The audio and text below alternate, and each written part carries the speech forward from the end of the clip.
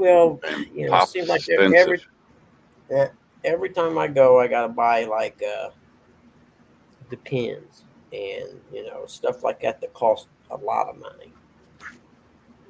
Just things that we gotta have. And I'll get in there. I was ringing it up last time. Oh wait, I'll get in there. Oh, we'll get that out of here. The last time I was there, I was ringing everything up before the food. There's $280 before I even got to the food yet. Jeez. It's just stuff, that we had to have around the house, just stuff that by the end of the month you've run out of and you got to resupply. Mm-hmm. And I buy in bulk, you know what I mean? If, for instance, if I got to buy paper towels, I'm buying the great big one with a whole bunch of them, so I ain't got to go buy them every other week or whatever. Yep. And I've always been like that. And Bill's He's being, walking down 22, Curtis. huh, Hmm. Bill's being behind driving me nuts. Good morning, YouTube world. Morning, Anybody everybody. in here yet? Somebody may see it someday. I like most of my life, like when I worked at the cable company and stuff like that, I would like to try to pay the bill the day it came. It may come and say it's due in 2 weeks or whatever. I always like to try to pay it that day and just so it's just out of the way. But I hadn't been able to do that for months, or probably a year or two. So now, like Yeah, I said, something down, I was like, oh crap. my older brother, not Curtis, the other one, taught me is pay a little extra, even if it's just $5 on your bill. Yep. It adds up after a while. Yep. And then when it comes to hard time, you use that overpay and pay that bill for that month. Yep. Let's see here. There's that. There's insurance. Let's see here. Here's one bill I got to pay $330 for my Indiana uh, Realtors Association thing. That's got to be paid this week. $330. What was it? 240. Yep, I got to buy my expensive sticker at the end of the month. Oh yeah. I didn't think I'm just about that one yet. regretting how much. I'm very regretting how much that one's going to cost for the truck because it seems like it goes up every year. Isn't that weird? The older the vehicle is, the more it goes up. And the more it weighs, the more it goes up. Is that what it is? And then you got the all. Uh, Never mind. I just had a brain fart. I was looking at the bill.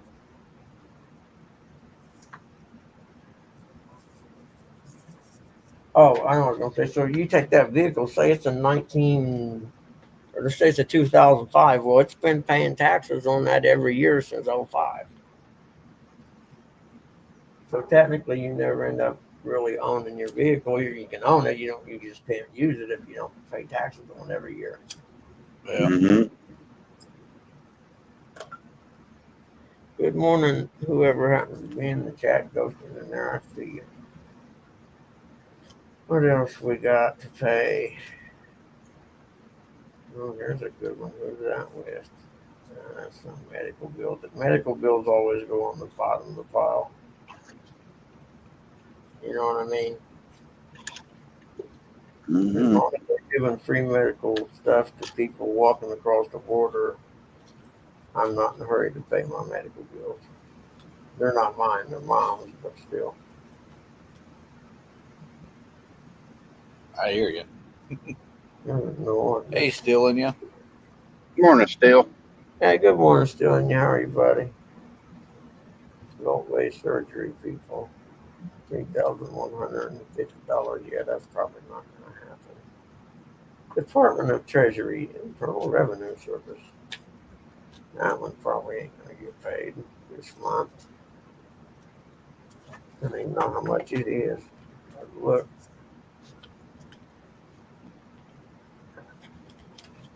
Then I got one, man. I'm glad I was diligent with it before I done the report because it's a house of 5 acres, right? Mm-hmm. A purchase. And the purchase agreement doesn't have, the house is on 1 acre and then there's woods that are 4 acres, right?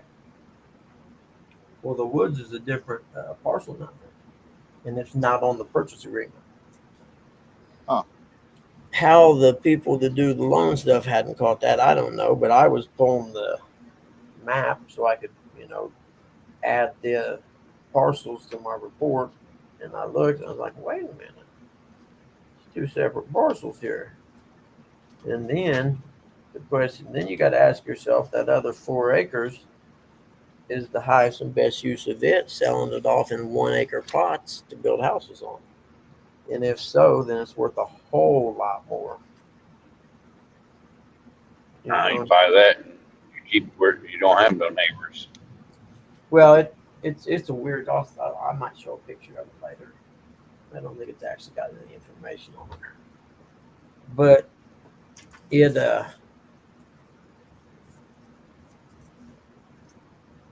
if you were to parcel that off like I was talking about, if it's developable, if you could develop it like that, then that acre of land that's worth say $5,000 is just raw land.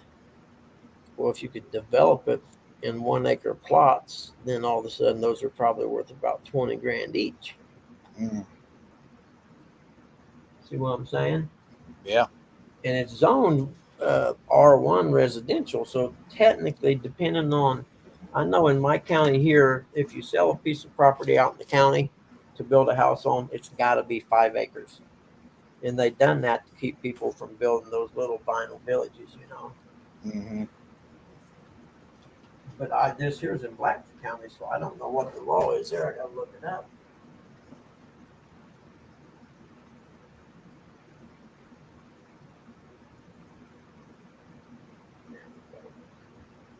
But that's all stuff they should have already done. You think? And the reason it's important, if the person buying it knows what I know, can buy it for a couple $100,000. Good morning, dog. Hey, Catfish Dog. And then turn around Morning, Tim. and how to parcel that other section off. They know that they could sell those for a bunch of money, maybe. Hey, So Glitter. who owns the house now is going to say, hey, wait a minute. They look at the realtor or somebody and say, why didn't someone tell me that this had the potential to be worth a whole lot more money? Mm-hmm. Like Morning, Glitter. more. Hey, Glitter Girl, how are you? It's good to see you. I hadn't seen you forever and a day. So that's just one of the things I got to take care of today. The report was due today, and I'm like, well, I can't. I sent him an email yesterday and said, hey, somebody needs to give me a call about this because there's 2 different scenarios here that I can't make the call on. Then I got this one here is due, and then I usually have my highlighter. Where's the due date at on this one? It was due on the 17th, but it's a tri-level house, and all of last year in the whole county, there's 1 tri-level sale. So I sent them a message Friday and said, hey, someone get with me. You need to ask your lender if they will accept, just like say a 2-story house against a 2-story house with a basement maybe against a tri-level property as a comparable. Because they specifically state in their stip sheet or whatever you want to call it that, if there's any situation comes up that the report's not acceptable, they can withhold payment, blah, blah, blah, So I'm not doing the report until I know whether it's acceptable or not. Right. Good morning, Jody. Good morning. How are you? I'm all right. Morning, Miss Jody. Either way it goes, they're all going to be mad. Morning. Being today. Good morning. Morning, Tootin. Tutor. Tutor. At Jody, least that was a Tootin' good Jody. idea. Out and exploring you your got lake something yesterday. else to say. That was a good idea going out and exploring that lake yesterday. That's the only way you're going to figure out where the fish are. You know what I mean? Yeah. Did you find anything interesting? You don't have to say where it's at or anything, but you just a yes or no kind of thing. I got this place that I fish, and but right before you get to it, every time I'm driving up there through it, this big fish jumps out of the water in this exact same spot. Really? Yeah, well, I anchored down a spot locked over there beside it, and you know, I don't know what it is. I don't know if it's a sturgeon or what it is, but it's this one spot about as big as area as two cars. No And kidding. I drive over it and I can't see nothing on it. But even me over there beside it would still come up and jump up out of the water. It ain't an Asian carp, is it? No, it's like just coming straight up. Sturgeon's real bad to do that, and so was spoonbill, but I didn't see a spoon on it. Maybe you ought to set up, like 30 yards up from it or whatever, and just set your camera on it and film it and see if we can, do like a freeze frame of it or something and see what it is. That's interesting. Yeah. Morning, Dave Bozart. But yeah, that's a good idea. When I come down, we can do that. We can float around and look. I love looking at the contour of the bottom and looking for structure and stuff like that. That's Yeah. the only way to do it. If you got a new body of water you never fished on and you got time. Say I was going somewhere I'd never been before and I was going to be there 3 days. Well, I would take that first day and learn that body of water or as much of it as I could, for the next 2 days. Then Gizzard Shad was chasing my boat last night, and I just couldn't catch it. I don't know where to go to throw on it to get a school of them.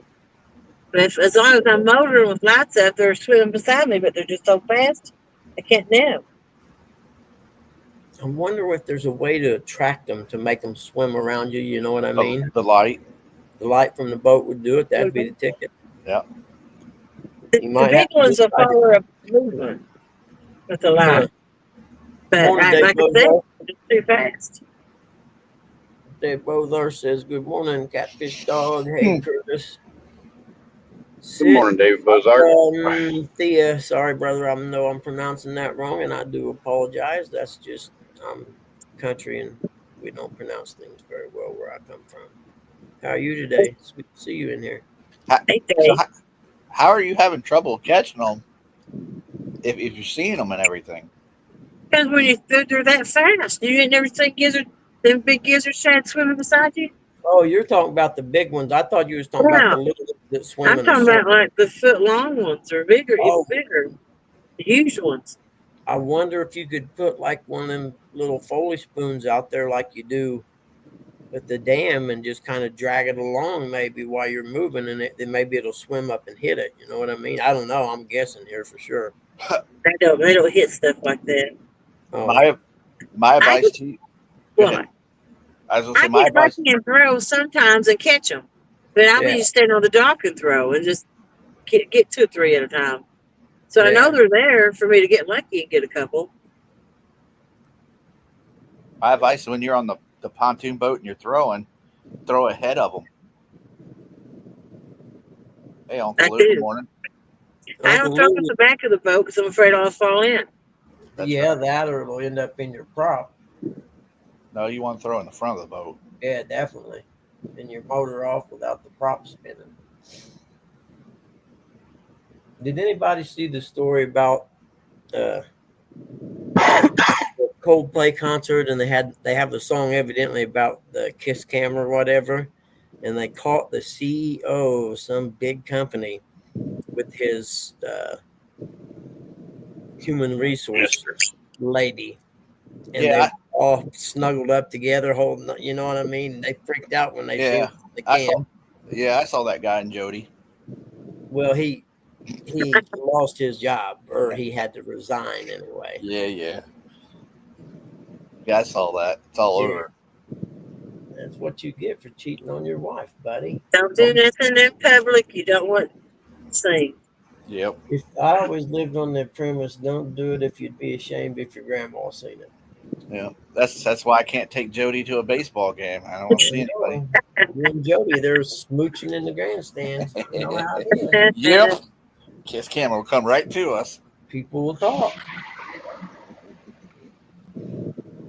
You know how people are.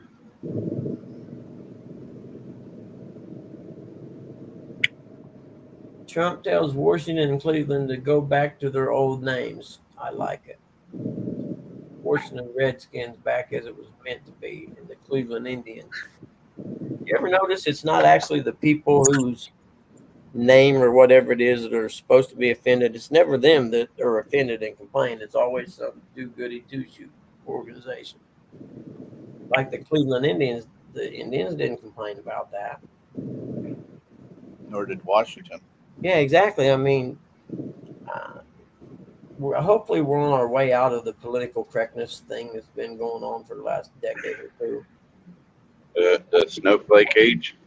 Check this out. Caffeine pouches. Cross between a nicotine pouch and an energy drink. What to know about caffeine pouches? Okay. I can put about 8 of them in my mouth and I might fill it. How do you usually catch those shad then, Jody? I just throw and catch them. Just I mean, there's so many there that I just get a few in my net. Well, I'm in a new area. Some of my old spots, I could get them a lot easier, but not where I'm at now. I just can't. I don't know. There's grass on the bottom too, so I think that shows up sometimes on my sonar. And it's just really shallow. A lot of it's like 3.8 feet. So I have to be careful when I'm trolling, or with the trolling motor, to make sure I don't go any shallower when I'm throwing. Well, if you wouldn't throw so many tacos. And yeah, I'm not throwing as great as I was. I got a different net. And it's not good. And I had this one place I could go and throw and get some off a dock, but I get bluegill and bass and everything. But the last 2 times I've been there, the game wardens come up on me. ooh. Oh, really? Yeah. Well, they'll quit doing that after they get to know you. No, they won't, because they know what I'm doing. Oh, okay. Yeah, no, You don't catch them with the hook. don't keep nothing you ain't supposed to keep. Yeah, you're not allowed to use bluegill if you're catching them in the net. You definitely Yeah. have to bass, and it has to be a certain size up to. I think November that changes though. But yeah, I mean, you catch suckers. I catch shad there. I catch crappie. I catch everything there. But Yeah, Glitter Girl, the article I'm talking about is just one that said Trump said to bring their names back. Just throw them back in. The ones that the stuff you ain't supposed to have, just throw them back in, Jody. And if you throw them back in, the game warden sees you doing it, he might not be as, you know what I mean? like let's see, no. Saturday, I launched my boat to put back in my slip, and I was throwing there, and I hadn't thrown 3 times, and he pulled up in a truck and was watching me. And I was pulling it in, and luckily I had a stick. And Jane said she's trying to learn how to throw a cast net. And he stood back and watched a while. And I just throw a couple more bad ones, and I put my stuff up and left. Well, the key is don't keep nothing you ain't supposed to, and then it won't be an issue. I know. I ain't even gonna throw there no more, because I know they're down there watching.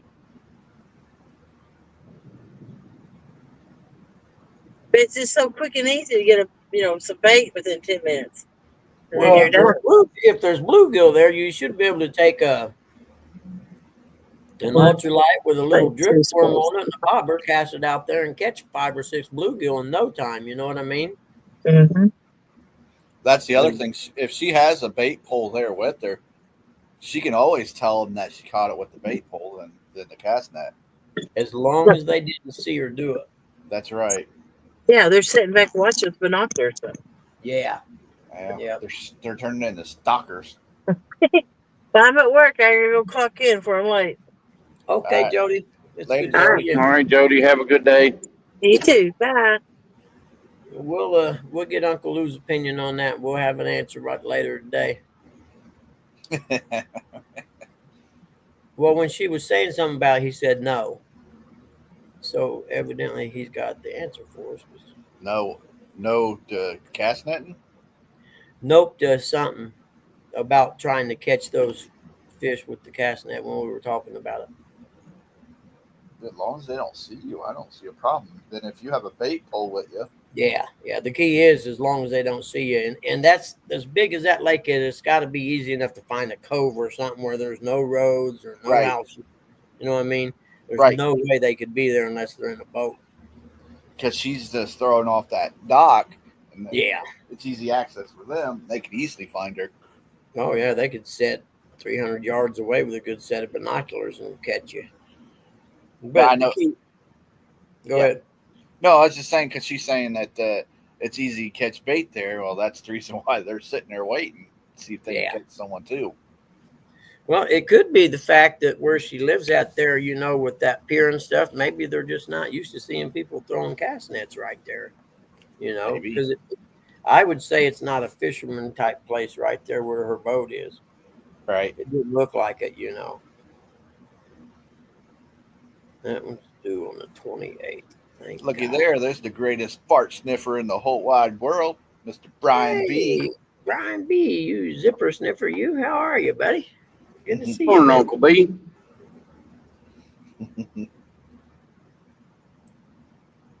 This one's due tomorrow. Okay, that's cool. I got two here that were due today. Both of them, I'm waiting on response from the lender. And it's not my fault they won't get back with me. And is the report ready? I'm going, hell no, I ain't going to do the report and then have you tell me that, no, we're not going to do that, especially the one with the extra property. I That thought, one, actually, go ahead. I thought skipjack was her favorite bait. Yeah, but maybe there's just not none there to be caught. So you got to get what you can, adapt Right. to your area. So if there's, what was it? She was catching shad. Yeah.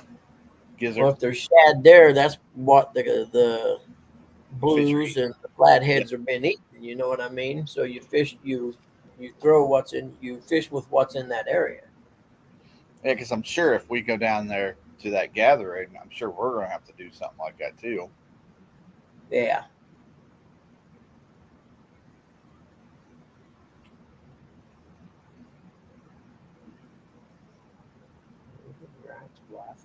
Uncle Lou said, Mr. Soft Hands, they started a new game for the Olympics, the fish toss.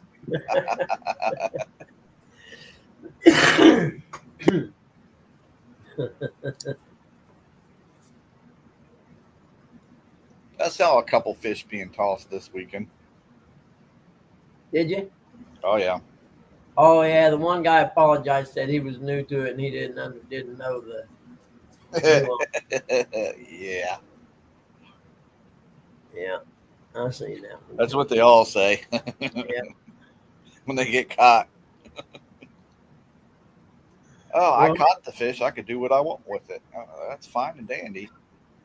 All I know is Facebook's full of idiots, man, when it comes to fishing and pay lakes and stuff. So I'm staying away from it.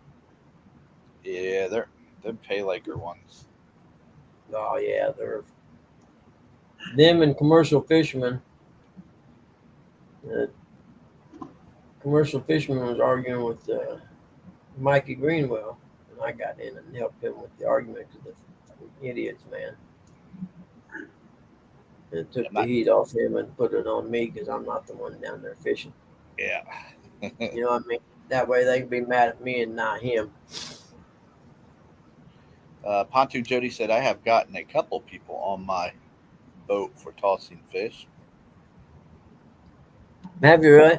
And you got on to him, did you? Did you educate him, Jody? I know that you did.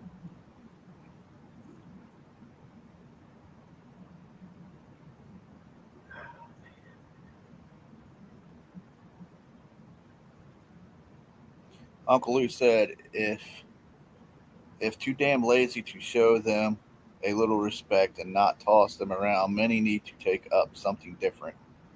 Like golf. Jody said, I did. I know that you did.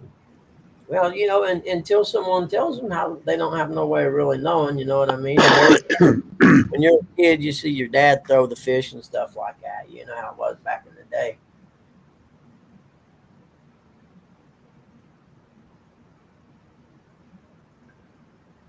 Jennifer Love Hewitt. Everybody's wet dream back in the 90s.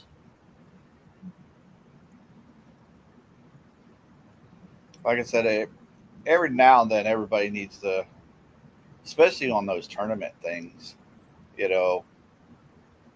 there's a lot of people that's watching those. Yeah. You know, let's show a little respect. Hmm. You don't need to be tossing them in like. Well, the key is it's a good learning experience for the people watching it too. Yep. Jody said it was some kind of fad, I think, to do it. Uncle Lou said, well, if you're in a tournament, you've been doing it long enough, you know better. Exactly.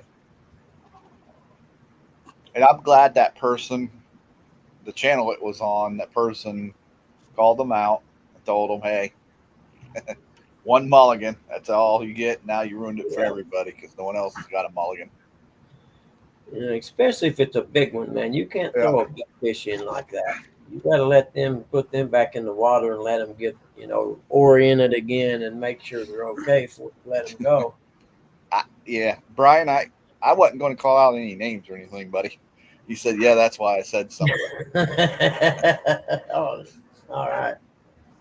Well, I tried to watch the Channel Cat tournament on Eric B's. I tried to watch that. You know how that is. Then I went and watched Brian and what was that one guy? They used to have a show. It bombed real bad. The bait girls. It was something debate. Backstreet Boy. I don't know what it was called, but it was some kind of show they used to have, and it fills the water or something like that. I watched those two guys. I had one on the laptop and one on the phone. The guy with the googly eyes all the time. Yeah. When he comes into your chat. Yeah. Yeah, I actually had, let's see, one on each computer monitor and one on the laptop. So I had all three of them going at the same time. And then I went to bed. That one there stays a little too late for old Bugman. It went to 12, I think. Here's Uncle Lou. He says, oh, absolutely. I don't give a rat's ass if it's 2, 3, or what. Just because they aren't 100-pounders don't mean you could just toss them in, idiots. I just try my best not to drop the fish and hold them a way that I can't, me or themselves, Jody says. Damn, it's raining down there. Sometimes I have a hard time holding them. It's rained here for 2 days now, man. The grass has grown. I was like, are you kidding me? I like that hot no rain. Buddy, you can understand that part. Like if you're holding them and they they have the slime on them, so if they slip, I could see that. But you just chucking them in. Yeah. Bull crap. Carp are the hardest because they got such a soft mouth. You don't want to, try to hold on to their mouth. No, you don't. Yeah, you don't hold them by their mouth anyhow. Hard. I mean, because I got little hands anyway, and they slip all the time out of my hand. Yeah. Well, you don't want to hold carp like that anyhow. No. I got me one of them slings now. I'm in, even though the sling weighs more than most of the fish I catch right now. Yeah. Well, if anybody watches me and Eric, you'll see me and Eric take our pictures, and then we release the guys and girls, the fish back in the front of the boat, where it's much easier instead of just to the side. Yeah. You can get down close to the water. Yes. Yeah. We got that 2 foot in the front of the pontoon, so we just easily lower them in. Boom. It doesn't matter what size they are. Everybody knows me and Eric catches gigantic fish, Well, no, large monsters. Always impressed, that's for sure. Ain't that right, Eric? They must be in the warehouse. Damn. What are the odds he comes back grumbling about what truck he's in today? What's the I can almost imagine I'm probably in that piece of crap Ford that don't have a cruise control like God intended. That's God intended. Every vehicle should have cruise control. That should be the bad 11th today. commandment. Shouldn't be too bad today, Eric. It's not going to be really stinking hot today. Tomorrow. Yeah, but when you got to drive an hour and a half with no cruise control, it sucks. Oh, yeah, I can see that. I never used to use mine, but now that I've got used to it, I'm like, man, are you kidding me? Uncle Lou's got all kinds of jokes this morning. He says, so what you're saying is you release them before they hit the boat like Brian. Listen here, old man. Put your goggles back on. Me and Eric's catching them. You just don't see them. You ain't got your glasses on.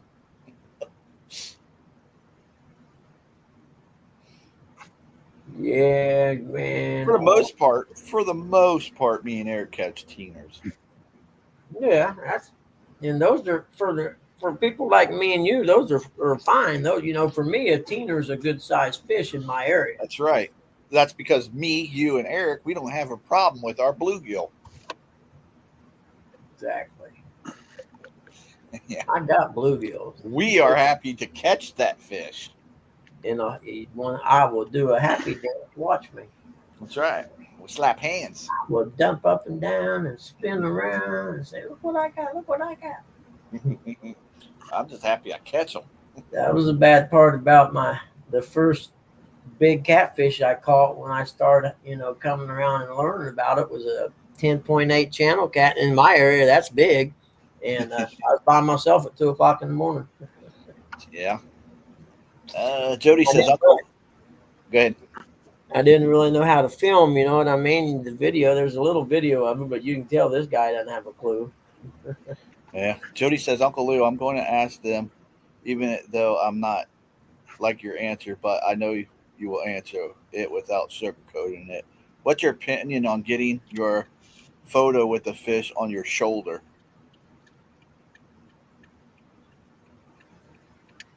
I don't think it's a good idea, but because you're putting that shoulder into their guts. When you see them fish all beat up from the spawn and stuff, they're a little tougher than I think we give them credit for.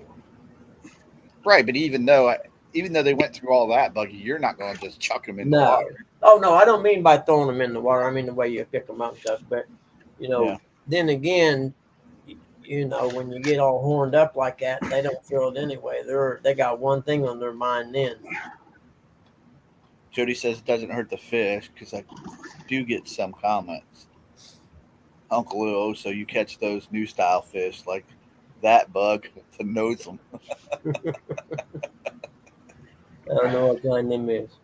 I don't catch anything right now. I ain't carp. And me and Eric did our quota for the year. Well, I don't know. I've caught 20 carp this year or something like that. I guess thereabouts. Yeah, got in a couple tournaments, beat a couple people. Uncle Lou said it's totally different, Bug. That's from rooting in the rocks, trees, etc. And that's why I said they get all horn dogged up. That doesn't matter. They don't care. They don't feel nothing. Then they're all horny.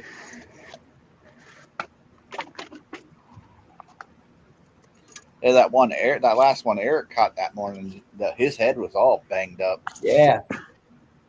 I've seen some look like they had, maybe a 1/16 of an inch deep, like grinded area off on the top of their head. You must have wanted that. Yeah. I think sometimes it is too, Jody. You just don't want to do that to the bigger fish. Either way, put them on your shoulder or lipping them like we see everybody do.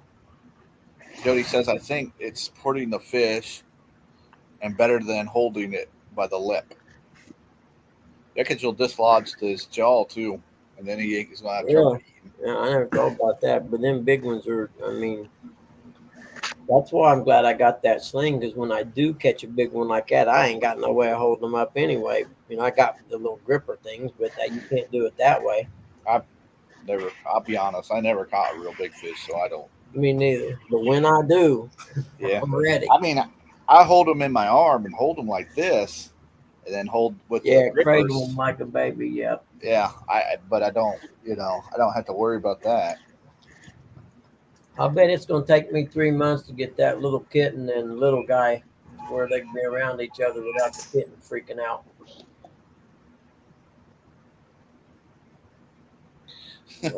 Uncle Lou says, Jody, imagine you lying over Curtis' knee with your belly right on his knee at the bend. Yeah, that hurt, Jody. Hurt Curtis. Depends on if he's spanking her or not. Well, he's talking about like fish.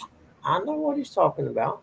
And Yeah. like I said, if you're getting spanked, it'd be kind of like spawning. Maybe if you're getting spanked, it don't hurt as bad. Yeah, there you go. Maybe.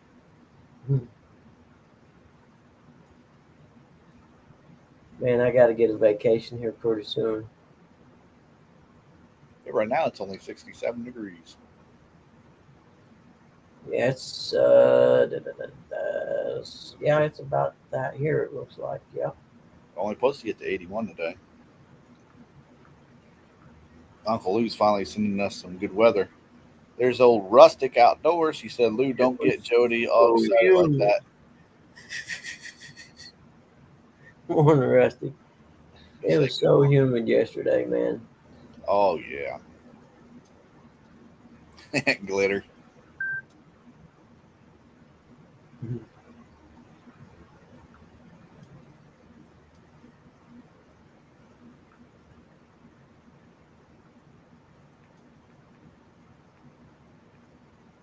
Yeah, they had the big WNBA All Star game here this weekend. Big Yeah, deal see, downtown. I see you guys as Caitlin Clark. She wasn't in there. No, she's hurt.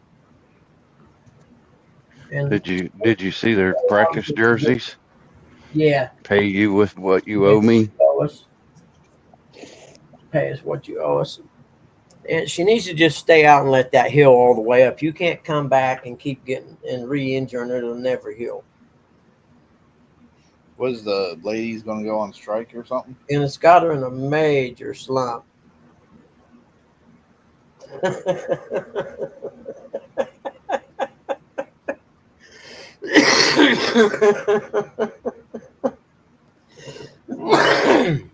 That's because they get so excited, Jody, that you're holding them. She's like, oh my, that might not be too bad. Oh, goodness. Jody, don't think you're going to be able to manhandle me like that.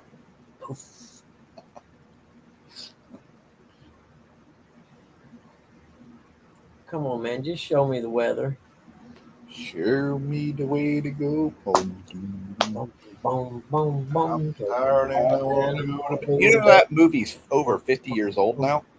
Because I had a little drink about an hour ago. I know, it's amazing, isn't it? I remember going and seeing it at the theater in the spring before I was going to spend the summer with my aunt and them in Florida. Yeah. It wasn't easy to get me in the ocean that summer, I can tell That's you what that. I was getting ready to say. Yeah. One of the most powerfulest movies there is. I was a little kid. That movie scared the crap out of me. Heck Man. yeah.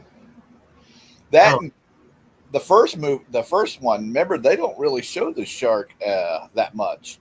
Oh yeah, that's what made it so scary. You know what I mean? That was the best part about it.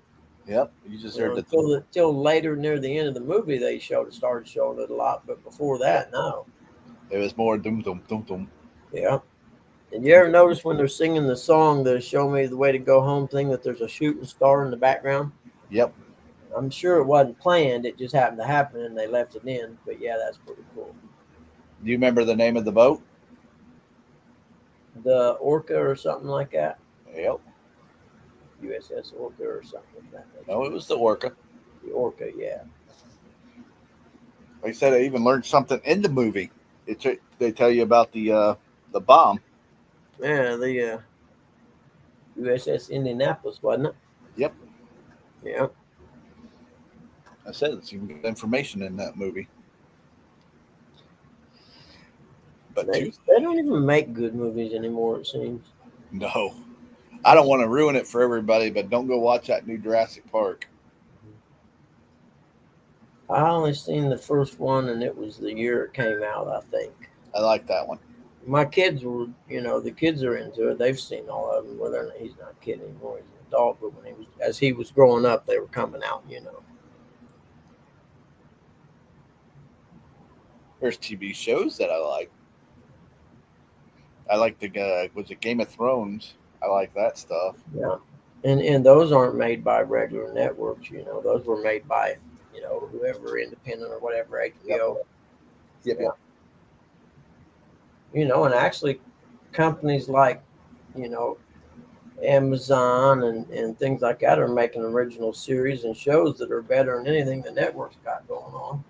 Morning, Rustic. Hold on.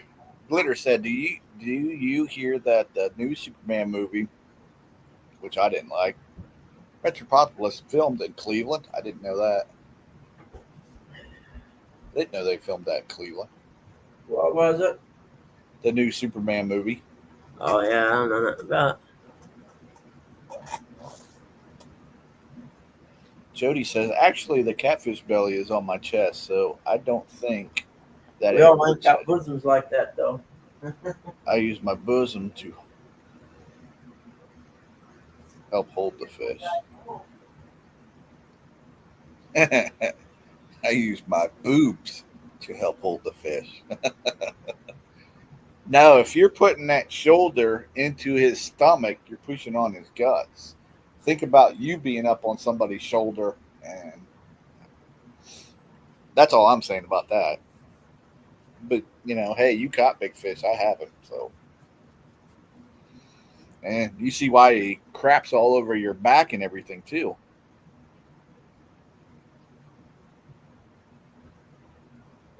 Just because you're pushing all that on him.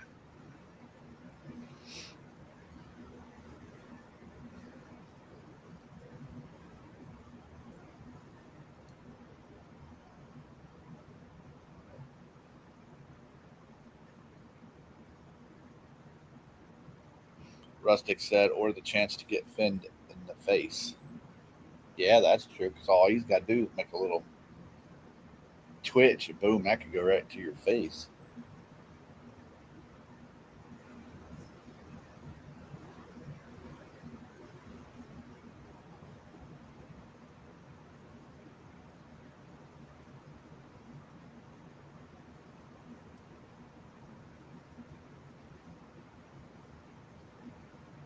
See, Jody, there's some ideas for you right there for your show. If the fish ain't biting, proper way of handling those fish. You can talk about that, and there's a lot of people that watch you.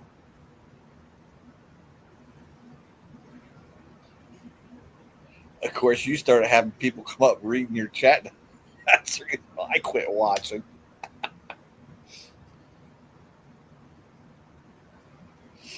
Guess I'm lost. If it's across the tats, that's the shoulder, unless you people are built different.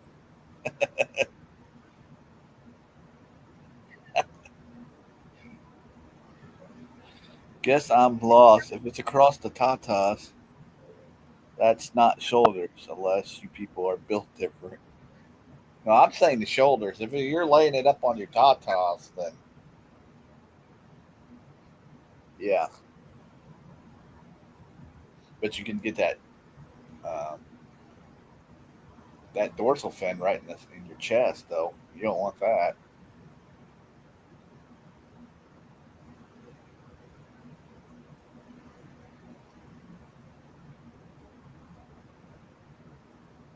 Bivice is just the larger fish. You either cradle them, and that's it, and then release them. They try to get your picture or whatever. But I see people holding them up by their gill plates. Jody ain't caught a big fish since he lost to the brothers. Maybe. I don't know. I think she might have caught a big fish. She just don't YouTube it all the time. Yeah, she don't have to show off her bluegill. Uncle Lou said she asked the shoulder, but the belly is across her chest. Pick up Totally your right, confused. eat or go outside. Come on, what are you gonna do? GMC. Tilly ain't gonna go with you. She don't want to go out right now. Rustic said, look at it this way. When you put the fish on your shoulder, it puts pressure on its body. That's why the eyes bulge out. A big fish needs the water to help hold its body and weight. Come on. Exactly. Oh man, Rustic talking about big fish. He's caught what, one in his lifetime? Hey, there's Keno Chris. Welcome in, Keno Chris. What's up, Keno, buddy? Money man. know what you want then, man. You've had food, you've had your treat for going out. Tilly don't want to go out, so you either go out by yourself or you go out or you don't go out. I'm over it. I'm done. Somebody's being a pain in the ass today. Rustic said, Eric, one is better than none. Thursday, Friday, and Saturday and Sunday heat index 106, 103, 102, 101. Jody said, true, but I was looking at it, my picture on the wall, and my fish aren't on my shoulder. I get a lot of grief over the twins photo. Well, Jody, you can't listen to everybody. Just Yeah, sometimes you just gotta learn the hey, you know what, man? F you, kiss my butt phrase. I'm good at that one. everybody's got an opinion. Yep. Go to If you're- Facebook, you'll find that out real quick. If you're happy about it, then that's what matters. I'm about done with the Facebook thing. I told you, Bug, just use it as the messenger, and that's it. You don't have to get on Facebook. Yep, but I can't delete my Facebook. No, you just don't get on Facebook. Yeah, no, I think there's a way to put it on private too. Yes. Where Yes, I don't have to hear yes. people, because I blocked people already. You should have already had that on private. I block Jody all the time. I have to figure out how to put it on private. I block them no teeth Kentuckians all the time.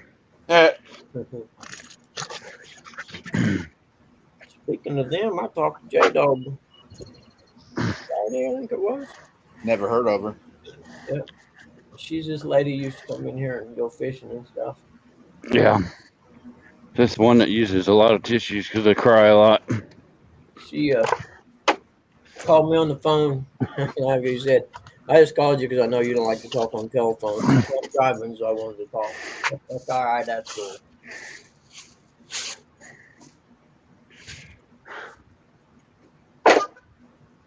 I'm ready to start liquidating stuff. I thought I heard that you're getting a newer boat for yourself. Who's that? You. Yep. After I get done liquidating everything. It's pretty cool.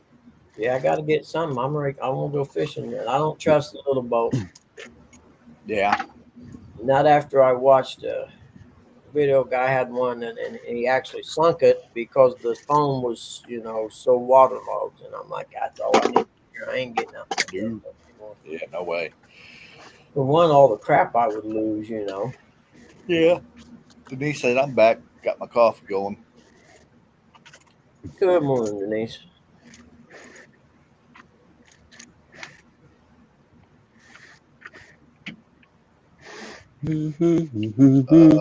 Keno Chris said, I almost liquidated in my pants Saturday win. Oh man, dude, I know. You talk yes. about scary. I thought we was going to see it live. I was like, are you kidding me? That's the bad part, man, especially on a Saturday evening just before dark or just getting dark. And them guys been drinking all freaking day. That was crazy. Yeah, it was. Scary crazy.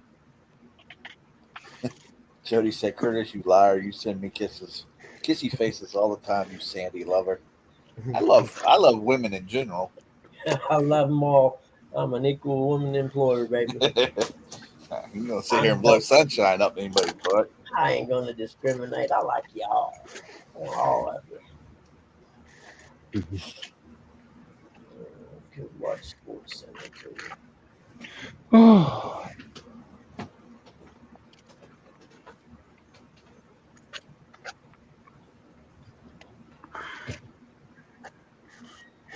Well, shit. Don't get to hear what Curtis was saying. Almost seen. Uncle Lou, my lawn garden thing's picking up. I don't know why, but it's starting to pick up. What is it? My lawn garden thing that I'm doing. Oh, cool. $10 a pitcher for the ladies. I'll come out and cut the grass for $30 with no shirt. I don't know if anybody will see that though. Hey, I'm making a killing, Bug. You should get in on it. I'm like, no, ain't nobody want to see me without a shirt on. Hell, I don't want to see me without a shirt on. Jody said, Buggy, if you get a pontoon, 18 foot, much easier to haul, load and unload. Yeah, I think I'm gonna get me just a deep V for now, so I got something I can go fishing in that I can pull around here easy, and then I can take it down to, the Licking River and fish with J Dog and stuff like that. Show him how to catch fish. Oh, this is the best. And a doorbell. That has Buggy, more you never line know. to it. Buggy, you never know. You might find a river or something that you like that's in Indiana, and you might start. Well, it has to be south of here, southeast or southwest. I mean, there's none up here that's big enough to boat in where I'm at. I mean, I can go over maybe Lafayette on the Wabash or something over that way, but the White River here, literally from here to Indianapolis, you can wade across it in almost every spot. They got a front doorbell that's got a Claymore mine. Jody attached. said, "What is Eric doing?" LOL.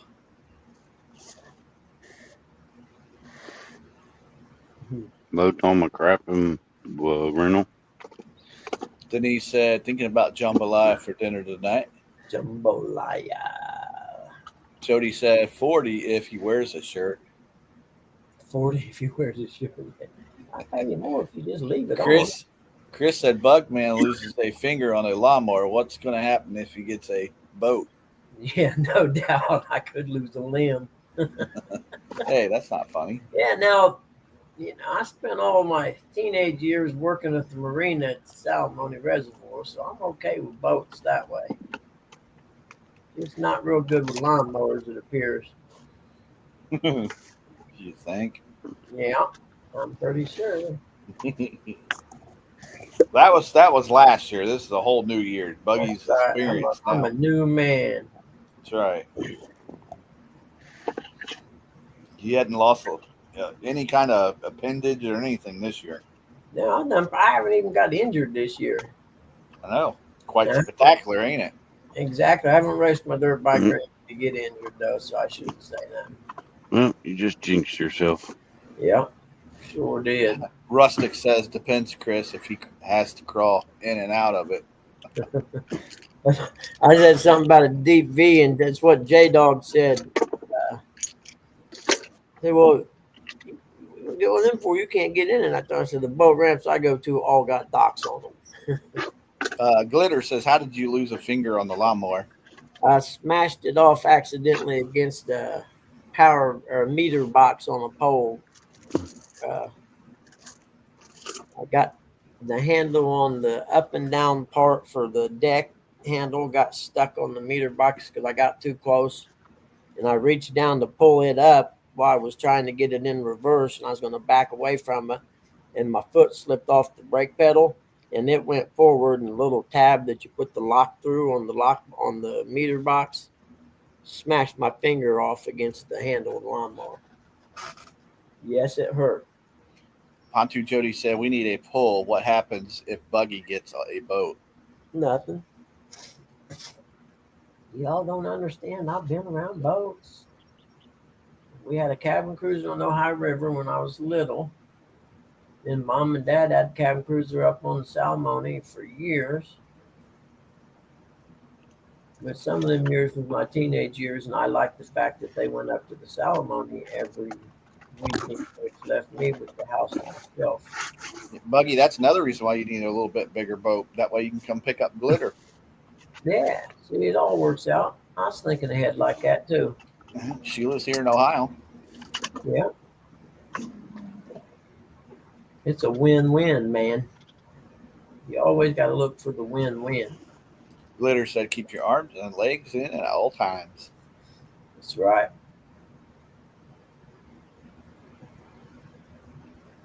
And Glitter said, if you would have had one of those robot lawnmowers, that wouldn't have happened. I don't know if those will do 2 acres, though. They might.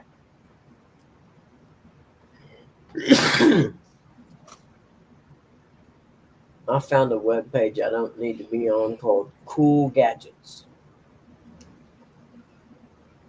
Marketplace. No, it's topgadgetlife.com or something like that. Cool Gadgets.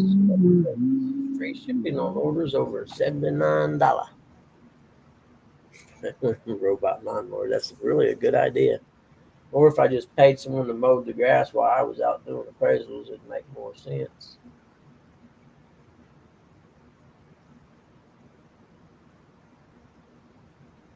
And before long, someday we'll all just have robots controlled by AI, and they'll just do everything for us, and we can sit around and chill.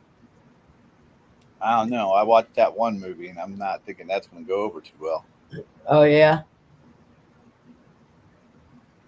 Which movie? What is it, Terminator? Oh yeah. Yeah, that is pretty iffy. That's what AI is going to do. Yeah. It does. All of a sudden, that stuff goes crazy and blowing up the world. Yeah. The computer realizes that the biggest detriment to the planet Earth is the human, so it just does with the human. We're going to lose a lot of Americans here soon when that volcano goes off in Yellowstone. Why can't it go off in LA? Glitter said, well, you can go and pay Curtis $30 to get your yard mowed. Oh, I know, without his shirt on, too. We're both making money. Talk about a win-win. Show me the money. What do we got here? Actually, doesn't look like a bad thing right there. There's no reason I should be on this webpage right now. You would need a Terminator of a mower to cut that grass. I'm gonna have to if I can't get in it for too long because it rained the last 2 days and you can hear it growing. If Jody's still listening, how much is she going to charge us all to come? Well, not all of us, but how much is she charging us to come down and fish with her? I mean, that's going to be a guided trip, right? I can't tell you how much she's going to charge me, but we already have a contract. Well, I'm just saying, just in case Hogleg's listening, I go down there and we're fishing with Jody. It's kind of a guided trip. It's my PB, buddy. She said nothing. I don't care what he says. I'm telling him, I come to his face. Hey, this is my PB. I caught it. I didn't see Jody throw a pole out there and reel it in. I did. Jody, do we have to bring our own equipment with us? Oh, she said, just bring the snacks and drinks you like. Awesome. I'm bringing M&Ms and Orange Crush. M&Ms and Orange Crush. I'm good to go. Hey, look, here's sustaining life. There's the wonderful Miss Telly. She said, morning, just got coffee at work listening. Oh, hi, Telly. It's good to see you, man. Really good morning, Miss Telly. Rusty said, Glitter Curtis will only look at it for $10. What, Rustic? Telly, I'm glad I got to share in your near-death experience this weekend. Believe me, you're not the only one that got scared. I couldn't believe I that. literally scooted up on the end of my seat. It was like, are you kidding me? What the heck? Jody, I was waiting for you guys to jump. I was waiting for Chris to say some words out there because it would have been hard for Eric to not say any kind of cuss word. Oh, yeah. Oh, crap. I would have been bringing out the Roman candles. Yeah. That's what I was thinking, too. Light a Roman candle. Well, I know what Mark told me the other day when I was watching him catfishing for crappie. I don't know. I'd have probably rolled them poles up and would have found that guy or that person. Brian said you better bring your own food too. There's Mr. Mark right there. I'm gonna bring me a whole box of Little Debbie's. You kidding me? I'm gonna buy. Morning, Mark. I'm bringing me a box of Pop-Tarts, Buggy. Yep, I'll have those too. Good call. Hey, Buggy and Eric, real quickly. Miss Telly said it was hard for me to contain myself. Definitely scary. I was done fishing after that. Kind of ruined my night. Oh yeah, I could imagine how bad you guys were shaking. I would have been too. It's been one of them that you shake for an hour. I mean, because that was a big boat and it was way too close for comfort, man. Yep. And like I said, Saturday in the evening time, just getting dark, you know that idiot's been drinking all day. Ain't no doubt in my mind. Pretty much not to expend all your time on the people like that is what you were telling me, Mark. But that was a difficult decision there. Jody said, "I have frozen lasagna." That's why it'd be hard for me to fish out in the main body of water on a weekend, on any body of water where the boats are at. That's part of the reason why me and Curtis love Hoover, because it's a 9.9 lake. You don't got all them big boats out there running them up. They were out there this week, Eric. Yeah, I heard that. Ask Chris from Catching Fish with us. They're out there, the bass people. Morning, Mark. Really? Frozen Yep. lasagna, Costco. You know me, I got Sean on speed dial. I didn't know Costco made lasagna. I would have been calling Sean in a heartbeat. Costco makes a lot of stuff. Rotisserie chicken.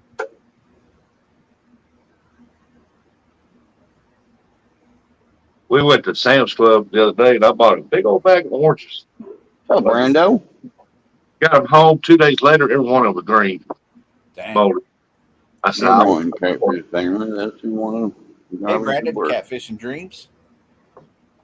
I thought it said TJ's there for a minute. Good Really? morning. Mark said I cleaned the heck out of my boat this weekend. Not fishing, the weekend here on the river. Toad jam and jelly feed pigs didn't sell. Man, dude, I'm telling you, I'm having trouble selling mine too. I look forward to his sayings every morning. Yeah. I think it's the toenail fungus I got that's keeping mine from selling. Wow. Wasn't a good retirement plan, I can tell you that. They banned me because I tried to show my chocolate starfish on there. Ew. That's nasty. That is very, very, very nasty, and I don't even want to picture it. Not in the middle of it. Oh man, my day's ruined now. Mark said, "Yeah, I got to hit Costco this morning." Mark, pick me up a bucket of M&Ms, buddy. I've never been to one of them kind of stores before. Dang, Sam's Club had I think it was like 2.5 gallon peanut M&Ms and regular M&Ms buckets. I seen know. that. I thought, well, you know what? I ought to pick one of those up before I come up yonder. Yeah, I appreciate it. I know. I'm sure they'll need a snack. I know Brian B's got a bucket of them. Starfish.com. Yes. Peanut M&Ms. Dark That- Star. That's No, nasty, Mark. no. It's Monday. We can't start the week out like that. Are you kidding me? Oh, That's nasty, Mark. That's nasty. Darkstarfish.com. I Don't nobody sit there and Google that. do not. Yeah, don't Google that. Don't Google Rusty Trombone. Nothing. Way to go, Mark. I done took my dog out. Well, you're going to leave the darkstarfish.com and then go let the dogs out. I see how you are. That's too Mic bad. drop. Yeah, exactly. How'd you do in the tournament this week, Rustic? I caught a turtle. That's Did you really? Was Nate around? I caught the only turtle, I think.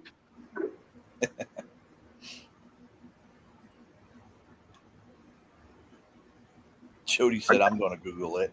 Oh God, no, you don't. Y'all seen me fish further down that river there when I took that weed eater, cleaned the path out through there, Mm-hmm. and catch good channel cats there.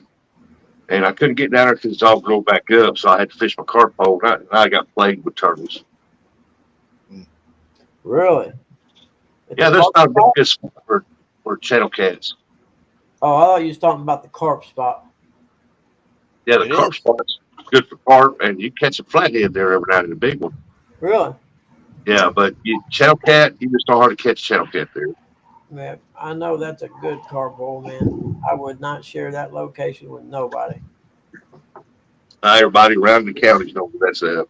Oh, do they? Oh, yeah. Yeah, Glitter. I went down there and I weed eated about a 60-foot path, 5 foot wide down to the water. Yeah, let's just invite everybody to come fishing in that spot.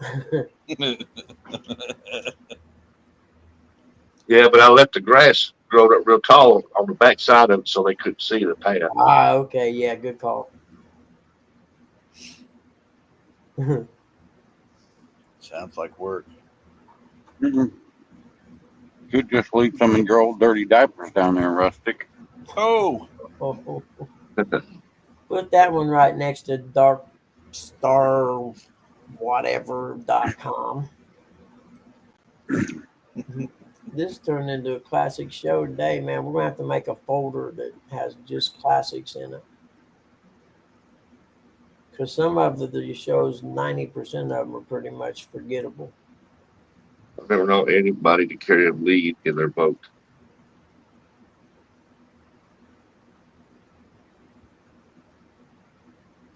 Oh, it was work. Oh, it took about 3 hours to cut all that. did you bring a gas powered? Yeah, it chopped it up. Glitter's got a question for you there, Rustic. Do you carry a weeder around with you everywhere? No, just down there. If you're a bank fisherman, you ought to. Sometimes you got to carry a weed eater and some clippers or a chainsaw to clear you out of the pathway to get to where you want to fish. As soon as you do that, and the rest of the bank of anglers find out, and that spot's taken. Yep. If every time you pull up, somebody's going to be sitting there. Or you'll put a sign up at the end of it. I cleared this spot out. Took me 4 hours. Sat down here for 2 days. Never caught a fish. This spot's a bust. Yeah, there you go. Don't waste your time. This sucks here. Unless you're Eric. If you're Eric, you just pull up everything, just sit right next to them and wait for them to leave. If they don't leave, you just sit there and just throw over their poles and whatnot. This is my spot. I cleared it out. Yeah. You sit down and go, you caught Jennifer. Yeah. Then they look at you and they think, well, I'll just go ahead and let them sit there. Mhm. Or you just pull down your pants, start moving right beside them, they'll leave. I gotta use the bathroom right up there, right behind them, the edge of the bush to squat. See anything you like? No. I'm just a swinging. Just a swing. They used to send the young guys to cut paths to fish. Ding. What the heck was that? Yeah, I went down there and weeded that out. And while I was there, I had 2.5 gallons of this chemical, man. Whatever it touches, it kills. I sprayed the crap out of both sides down through there. It stayed clean for a long time, but I imagine it's grown up now.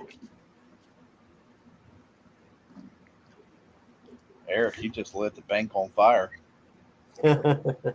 Poor Jar. Morning, Mr. John, Small Water Charters. That's not a lie. He did. He lit the whole bank on fire. Really? Yes, he did. Yeah, Who? they film on that in Eric? some places. Eric, Yeah, I better make sure I have my bucket with me. he wanted to make sure all the snakes were off the bank. With that and the poison Nah, ivy. Poison ivy. You didn't stick around and breathe the smoke in, did you? Nah. Sure, I was snorting.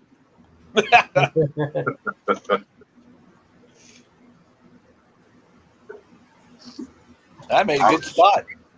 I was snorting it like Ozzy Osbourne was snorting them ants. Glitter says y'all's wild. Yeah, they're a little fired up this morning, hon, I'm telling you. Hey, John, morning, buddy. Good to see you. No, me starting them fires like that's the reason why I have Sean's number on speed dial. If I'm getting in trouble, everybody's getting in trouble. Right. I think he did about 10 foot by 10 foot. That's how wide he burnt all that area. 10 by 10, I think. It might have been a little bit larger than that. Plus, I cut down a few trees. Nothing big. So don't let nobody cry about it. Peter, you get caught, especially on the Mississippi River. You get caught trimming limbs off of trees, or you get caught cutting down trees. You're gonna get a huge fine. Don't get Well, caught. here's Rusty. Yeah, I was wondering don't get about caught, that, Dylan. Rustic. Fuck, you guys That's have true. I fun. mean, if you get caught, There you go. You only get in trouble when you get caught. If you don't get caught, you don't get in trouble. If you're sitting there with fresh cuttings, that game warden sees a chainsaw sitting there, see what you're fishing. You gave, I found that chainsaw. I'm old school. I'm bringing a hatchet. That was a beaver. I don't know what you're talking about. Cut that tree down. That was a beaver. Look at them beaver marks there. Yeah, take that chain and cut it up. The chunk is real good. I Yeah, ain't using the chainsaw. I use a hatchet. Yeah, just think about it. Then you have firewood for later on. Well, if it's green, it ain't gonna burn it. Well, it'll burn. It'll burn you. It'll eventually burn. I mean, you know, all that driftwood's on the banks up there on the Mississippi River. You can burn it, but they don't want you even cutting that crap up. I mean, people do it. They don't say much about it, but they would rather you not. I like burning the trash because it's just me. I don't. Well, yeah. Mark said I use a folding landscape saw. Yeah, that's what I got when I go fishing sometimes. Well, Rustic, if you're Folding taking landscape, so I don't even know what one of them are. that out of the water, you know Hmm. that stuff ain't gonna be floating down the river and piling up. That's not a chainsaw. That's my fillet now. Brian. Morning, Billy. Cold Creek Billy, what's up, boy? What's up, Billy? Now, they 'cause there's a bunch of driftwood there. People burn wood and they want to go down there and cut it, but for some reason they don't let them do it. Probably because it's a fire hazard where you can end up catching the whole bank and everything else on fire. Yeah, something like that. Yep. Now, people build fires out there. We're not allowed to build fires at our area. Nope. I found that out the hard way.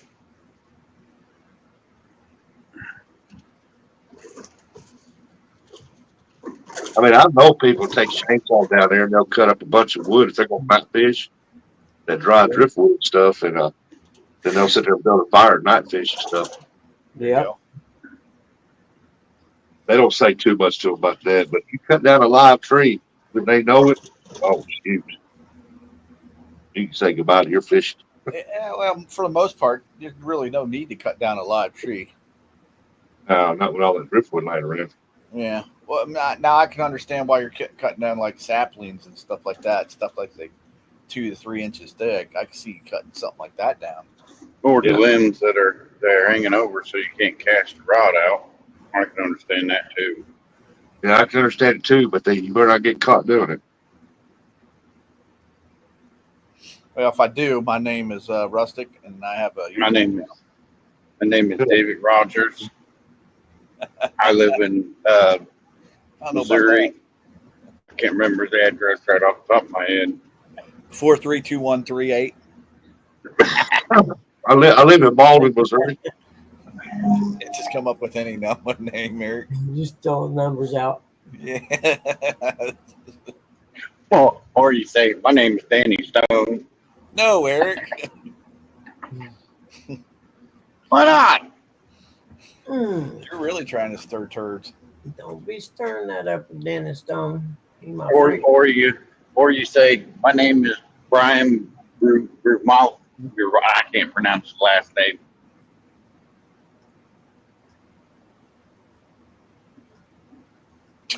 Buddy, I think he's trying to throw you under the bus. Oh, I'm No. sorry, I wasn't listening. No, I know I can pronounce Whitmore. No, you can't. They used to call me Weedmore in high school.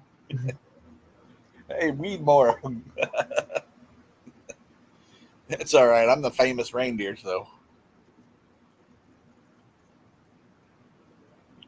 Without me, you don't get your presents delivered, suckers.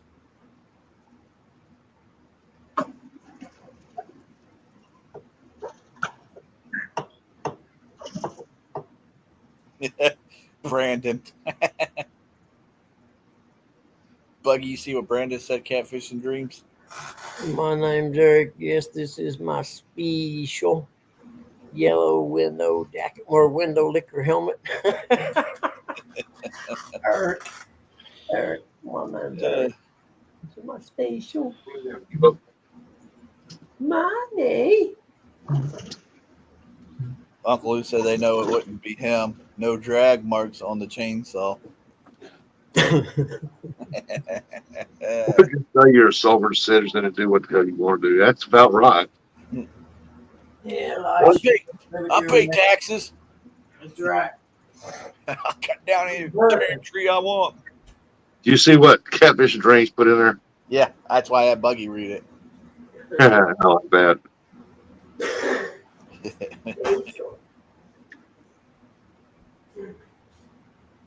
No drag marks on the chainsaw. Oh boy. What do you think, Tilly Billy? Is it a little cool in there, Cruise control like God intended. So you got the ice cream truck, huh? No, I'm in one of the stupid Penske rentals. Oh, I'm in the GMC, which I'm too tall for. So my knees are, I don't know, maybe 2 inches away from the whatever you want to call it. I ain't got no leg room. hey, Bug. Mark says I'm not coming down to Indy, Bug. Mom couldn't watch the dogs for us. huh? Okay, man.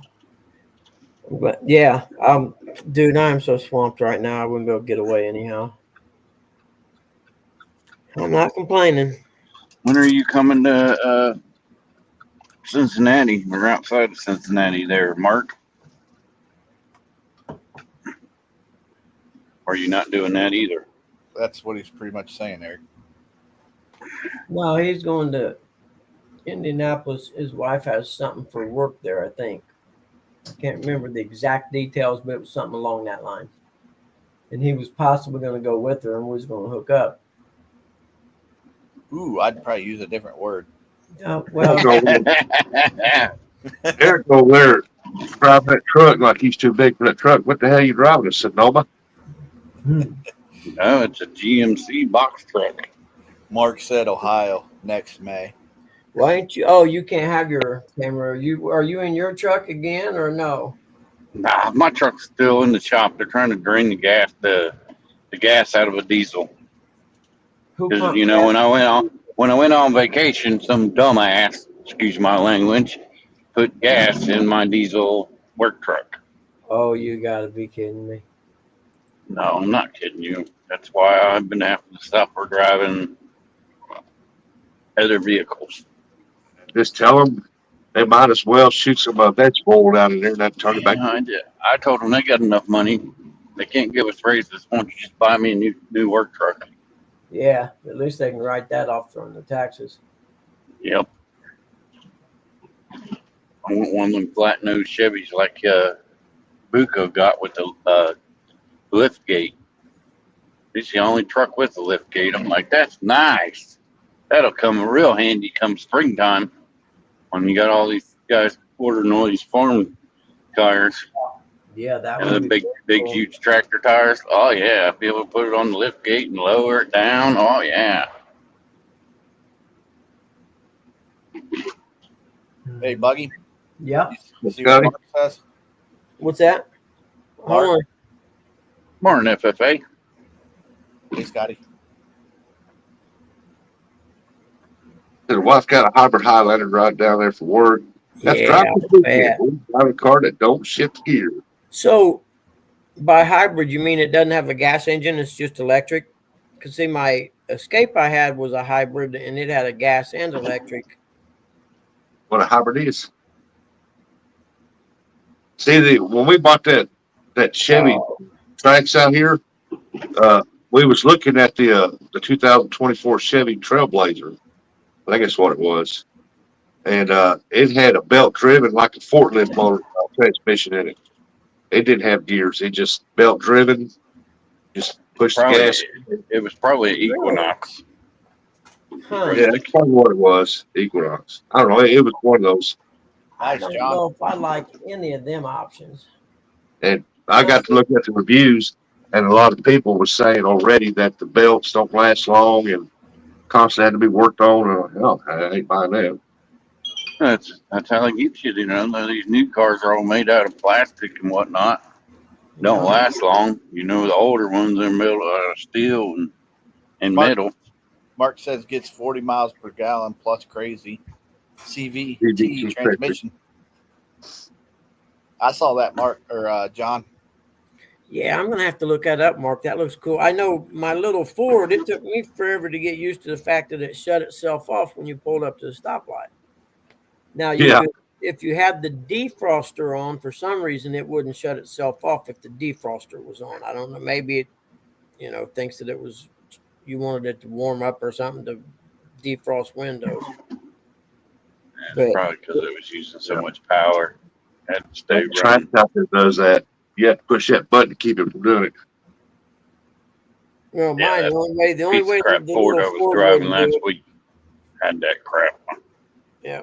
Turn Well, that once crap I got off. used to it, I didn't mind, But in fact, when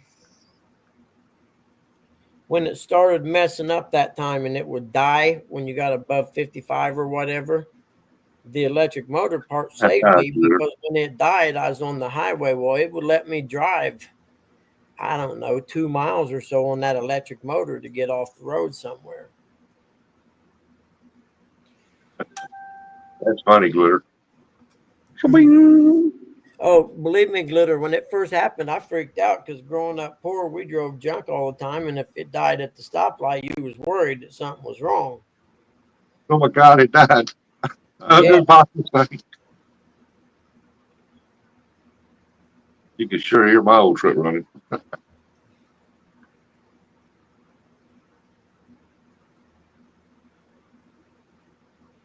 Huh.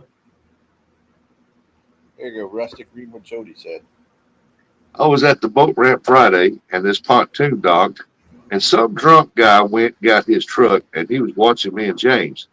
His trailer took out the front end of a Tahoe, the grill and bumper.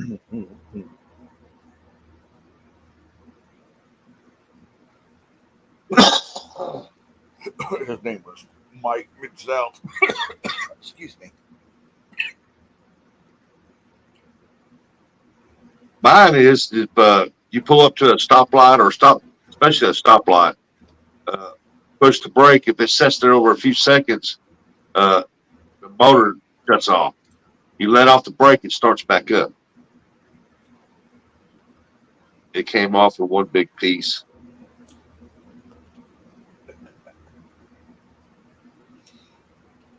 Everything's made out of plastic nowadays.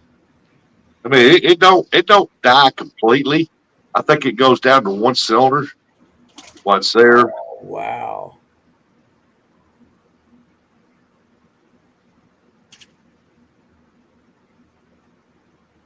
Watch everyone turning their cars off at the stoplights.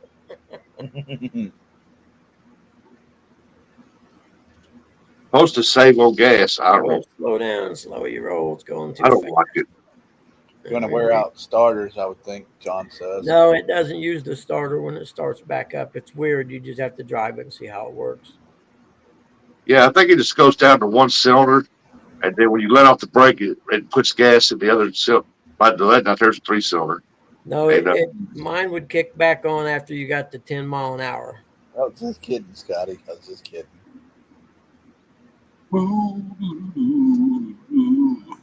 But it puts gas in the other cylinders, and it fires up cylinders when you let the foot off the brake. Yeah, no, Glitter Roll. It just turns it. You hit 15 mile an hour, and the motor just kicks back on. Because I used to mess with it and see if I could keep it below 15 to see how long it would run on just the electric motor part. Pull out in front of me. I will hit you. Yeah, Mark, it doesn't use a starter. It's weird. You'd have to see how I can't explain how it works. Go rolling down the hill, it charges itself. Well, I got 31 miles to the gallon, Glitter, in my little Ford. and I miss it to this day. And if someone came up and said, "Hey, I'll trade you this Ford Escape for that Buick Enclave," I'd be like, "Go get your title." You know what they say about Ford drivers, don't you? Okay. Overly intelligent. No. Okay. Yeah, my little Ford done that, Mark. Yeah, it shut itself off at the stoplights. I ain't saying it because I ain't saying it. It's too early. It's Monday. Okay. If you want to haul loads, drive a Chevy. Want to swallow loads, drive a Ford. Oh, I knew it was coming. Oh, All I can say is when all the auto manufacturers were struggling, 15 years ago or whatever, and needed bailouts from the government, uh-huh. the motor company didn't take any. That's because they were swallowing. Exactly. They were swallowing up all them profits they were making from selling more vehicles than everybody else. Mhm. If you take care of your vehicle, it's gonna run for you. Yeah. Yep. I don't You care just what take care vehicle of it it. is. I don't care what vehicle it is. If you take care of it, it's gonna run for you. You don't But, take care you of know, say, you know, Toyotas, the things will run forever. Take care of them. They just rust and fall apart. Not true. it, you see what Jody's. See, Best motor Toyota ever made was 20R. Jody's gonna do a recipe this week. Cooking with Jody. What was that one old lady that used to do stuff? She's a British lady, baking and stuff like that. Real popular back in the day. Give me a I can't second. remember her I'll tell name. you I who can it see is. her picture. I can see They what had a she looks movie like. about her and everything. Yeah, I'll tell you in a second. I remember it. That's funny, Glitter.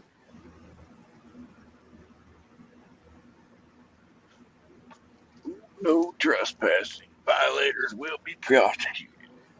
Why are Mark, so many Hot Wheels made of Ford models?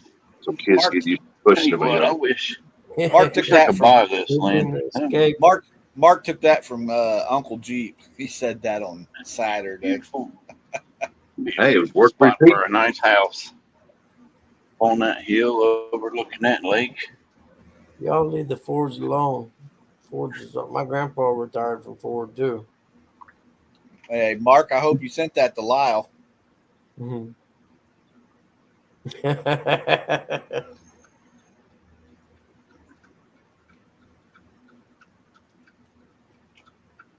He said I sure did. LOL.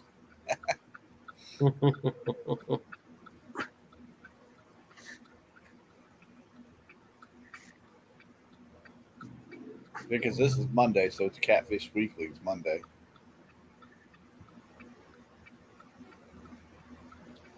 Yeah, it is Catfish Weekly Day. His girlfriend was a pretty cool, a little goofy like him. He said he sent him an emoji. Yeah.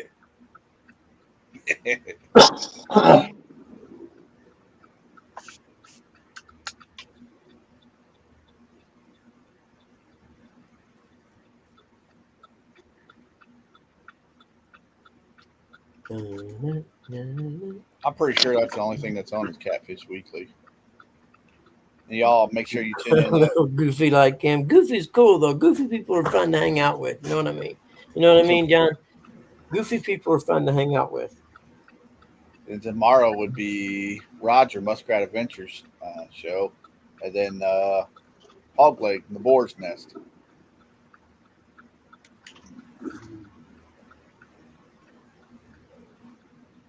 Coach must be John's sugar daddy.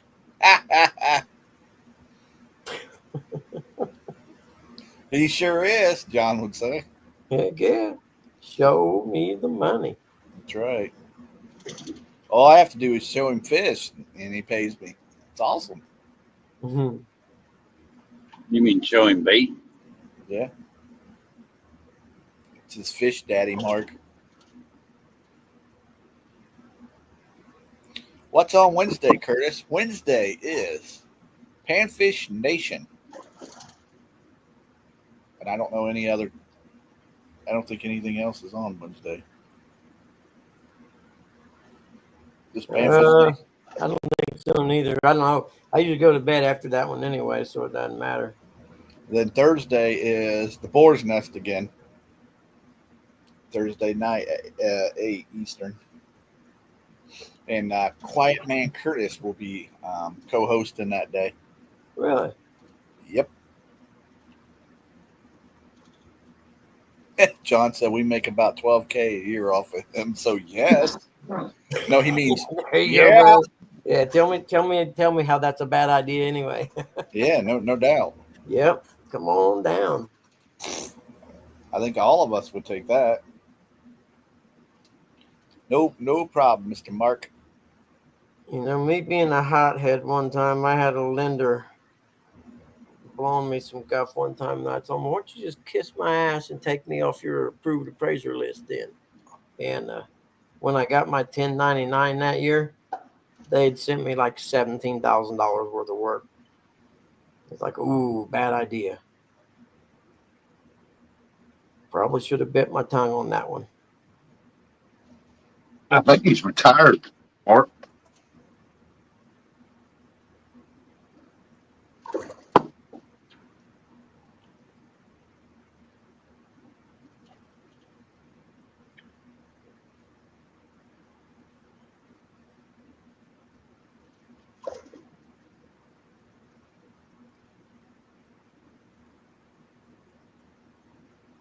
Yep, only 6 more weeks, baby. Football will be back.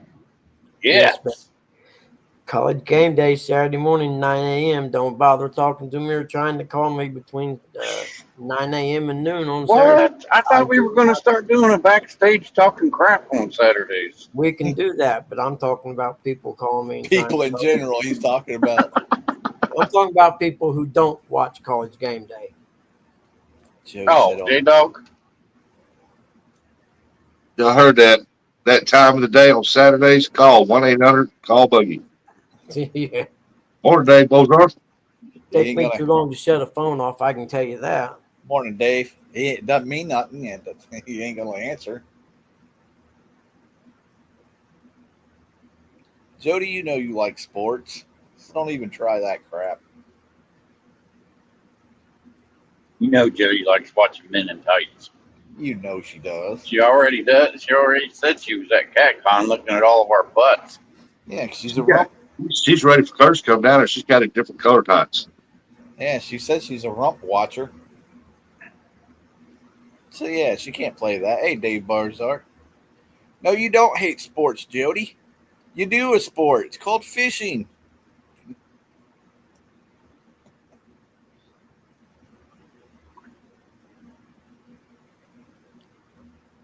Mama, don't let your babies grow up Be like me. cowboys.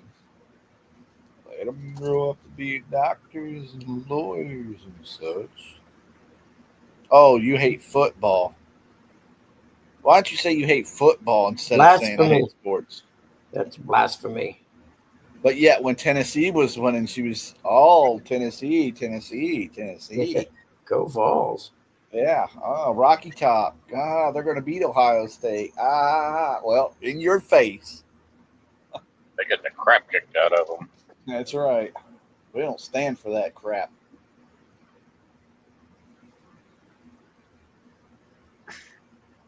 Ohio State is the national champions. Oh, are they? They Yeah. were the national. No, they are the national champions right now. To otherwise. I wish I could football too if I lived in Tennessee. That's right. Tell her, Brian. She said, "I hate most." Oh, the state of the Ohio's. One thing I think Tennessee's got is the women, what is that, volleyball team or something? They used to have a good women's basketball team. I forget what the coach, the women's basketball coach, she used to be real good.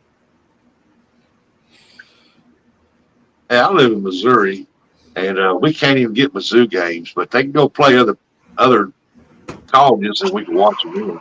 Yeah. I heard Buggy was banned from watching Valley ball games. Volleyball. Yeah. I agree with you there, Dave. Have you watched college volleyball? Yes. Girls, I'm I okay. like it. Was there any other kind? Exactly.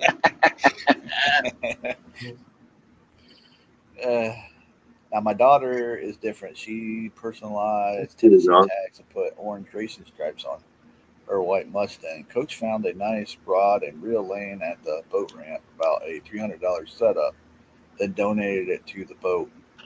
Really? Nice. That's cool. Litter said, so when I first moved to Ohio, I didn't know what a Buckeye or the Buckeye leaves were and was at work at Meyer, and then I had a display on the table, and I asked a manager, why are they marijuana? Leaves all at tablecloth. Oh, she used to live in Kansas City. Well, I'm glad you moved away from that crap hole.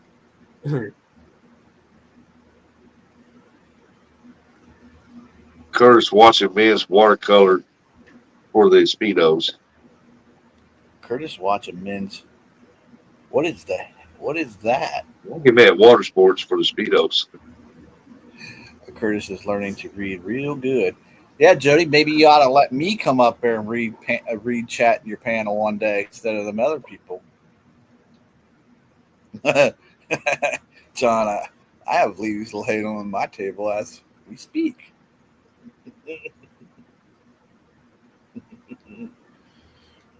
And roll me another one.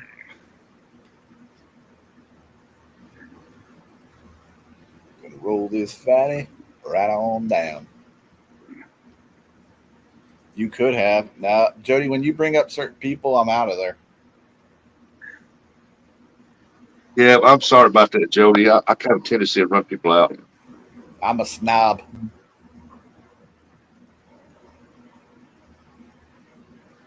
Casey is a great. Uncle Lou, are you awake? Man, they got some good barbecue sauce. I like their barbecue sauce. He says KC is a great place, minus the professional sports teams. I don't know if he's awake or not. Who? Uncle Lou. Yeah, Jody was up there, and I was watching her, and I couldn't figure out who was that talking in the background. They're talking like I thought it was Fernando there for a minute. They was talking like real sexy, low tone voice. Jody, I I wasn't. don't recognize this voice at all. Who is that? I thought you had Rustic up on panel. That is the reason why I wasn't watching. And don't get all sassy on me, girl. Good God. Touchy subject for her. Yeah, Carolina's got some good barbecue sauce, dude. Dang, she even deleted me from Facebook. You ever been to KC, either Kansas or Missouri? Yes, I have. St. Louis, Missouri is one of the nastiest places I've ever been to. You've been to St. Louis. We don't consider that part of Missouri. And I don't remember I'm not considered part of Missouri. what part of Kansas City I was in. Or Kansas, not Kansas City.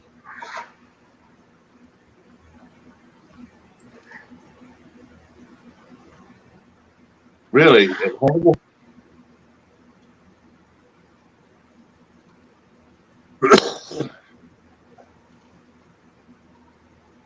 Got that right, Glitter. You ought to go through there now and see what they're doing. Oh my gosh. They're putting 8 lanes up through there now. St. Louis can be its own providence in America. It's not even part of our country. Yeah, lots of people drive by who I have on my show, so I quit doing it. Your show, do what you want to. Don't listen to people. Yeah, If you listen to people, you wouldn't have a channel. You just quit totally. Stop getting offended by everything. I've told Don't be- people. don't be a damn snowflake. I am friends with some people, other people I'm not. But because I'm not friends with that person doesn't mean you have to stop. We're friends. And don't let people tell you how to run your show. Yeah, I've been in Independence, Kansas, Parsons, Independence, Coffeeville, that area right there. Then I went to Tulsa, Oklahoma. Of course, I've been to that stupid St. Louis we were I talking went about. through there. Well, wait a minute. Every time I go through it. Oh, they got it bad up there now, Glitter. I went up there, Curtis, what, had been about a month and a half ago? Yeah. Oh, my gosh, man, for miles and miles. That's before you even get into St. Louis. I'll be right back. Used to work in Independence. I live south of there about three hours south. Jody has a couple of men she's just friends with.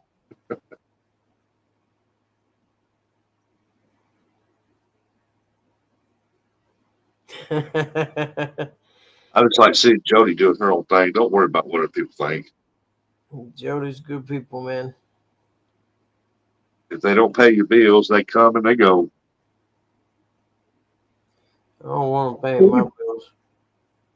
Moving over to Miami, said, hello there, everybody.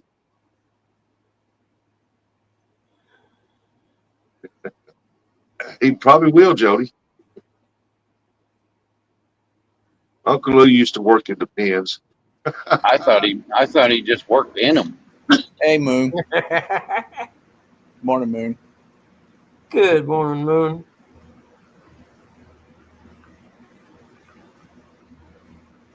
Good Lord, I get rid of this Jesse cough or whatever it is.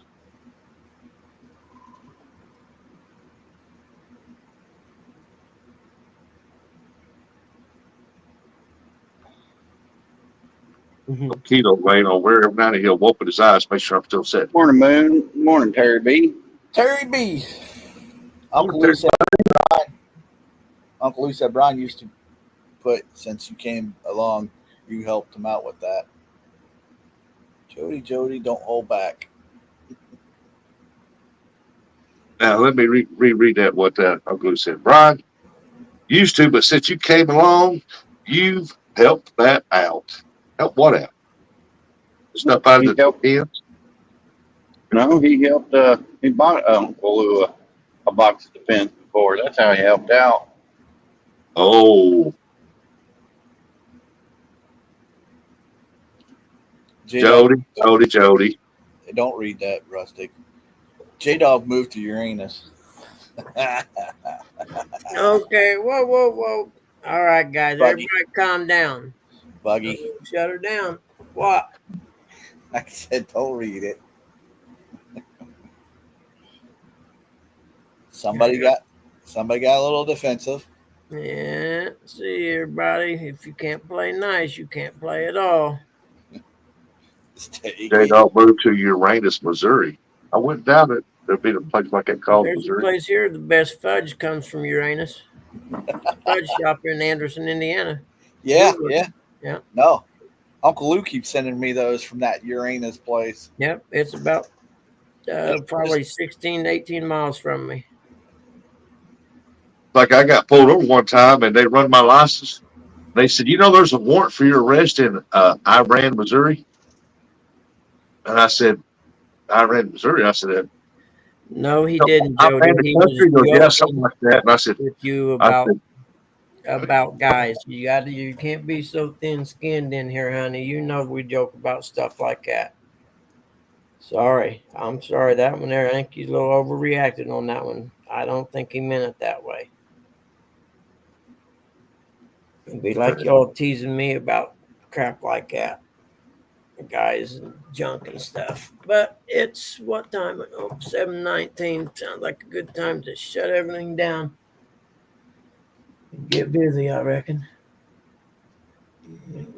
You mean take a nap? Because that doesn't sound like you're about to do. Well, there could be some nap included Later, in things later, going. Uncle Lou. see you, Uncle Lou. See you, Lou.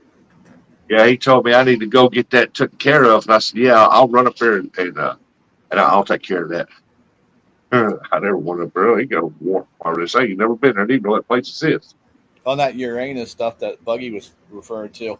Yeah, they do sauces and stuff too, and they have some cool shirts. Yeah, the guy, he was on Bob and Tom when they first came here. You ought to see his billboards on Interstate 69. They're pretty hilarious. Yeah, I said, I wished I could take a nap. Well, you're driving out in a car or a truck or something, doing a job. You can go home right quick, take a nap. And J Dog moved to Uranus, Missouri.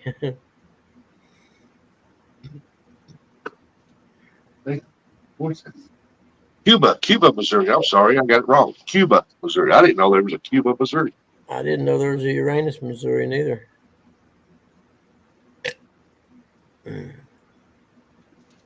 I don't know if there's a Uranus, Missouri, but I wouldn't doubt it. I'll be right back. Yeah. HOA never sleeps, Brian. You got to keep harassing them old ladies. All right, Glitter. I could never live anywhere that has an HOA. I'm There. tempted to tell someone to kiss my ass and not get in a lot of trouble. Brian said, I'm sitting in the parking lot about to clock in and go post some citations. Heck yeah. Or get shot at, one or two. That's a scary gig right there, man. I've never heard of Uranus, Missouri.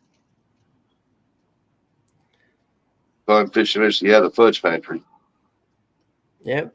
There's a Uranus fudge shop in Anderson, Indiana.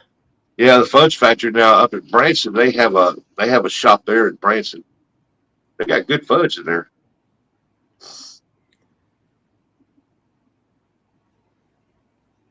But Cuba, Missouri, I never heard of it. Pokemon and Uranus. I like that, Jerry. Good one.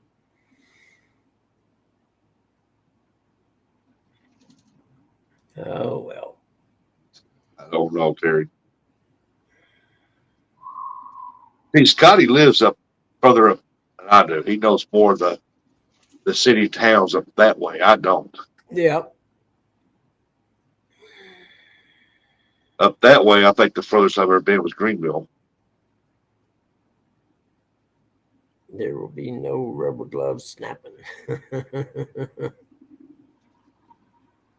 See, I've never been to Cuba, Missouri. That's when he told me I had to warrant my arrest up there. And they said, you did go take care of that. I said, yeah, I'll be right up there to take care of that tomorrow. Yeah, I ain't go up there. I would call them and make sure I didn't have one, because if you ever get pulled over, they'll arrest you for an outstanding warrant. Oh, I've been pulled over and given a couple speed have tickets you? Yeah. and never pulled up.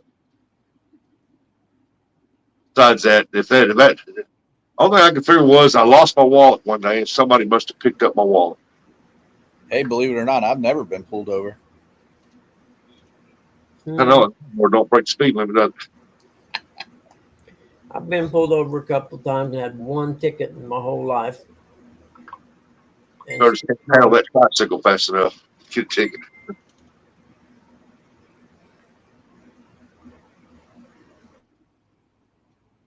And I still don't think I deserved the ticket even.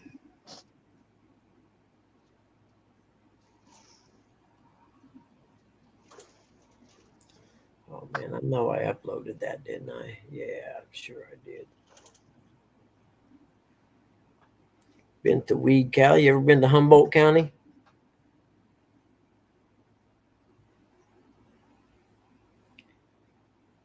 My best friend's brother was in the Navy. It was in the 70s. And he came home from the Navy. I think he either got discharged or something. I'm sure he got kicked out. He had a bunch of weed with him, and he was telling us about Humboldt County, California. This was in the 70s. So that's how long they've been actively growing weed in Humboldt County. Back then, it was all pretty chilled hippie people. Yep, that's Meigs County here in Ohio. What's that? That's the weed capital in Ohio is Meigs County. Now, Humboldt County was famous worldwide. They grew really good weed there, like really, really top of the line scientific. Let's make this stuff special weed. Back then, even.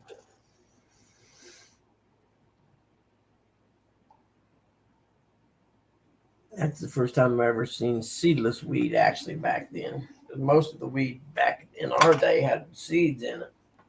Yep. Now none of it does. Yep. Scientific hydroponic.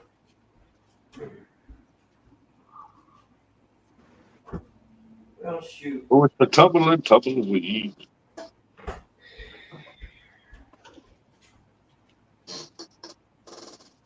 Oh, man.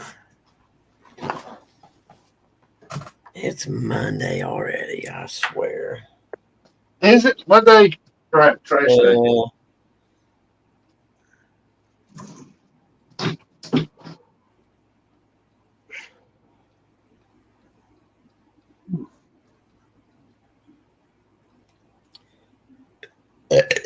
Sorry.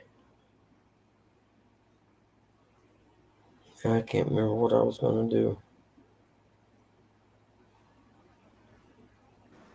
Buggy, I don't want to be an enforcer or anything like that, but yeah, I would say shut her down at 8 Oh, yeah, I was going to. I'm going to anyway. because I kind of need to tell you something there. Yeah, okay. Well, I don't really care, but that's fine. Oh, fuck you too, buddy. That's fine. How about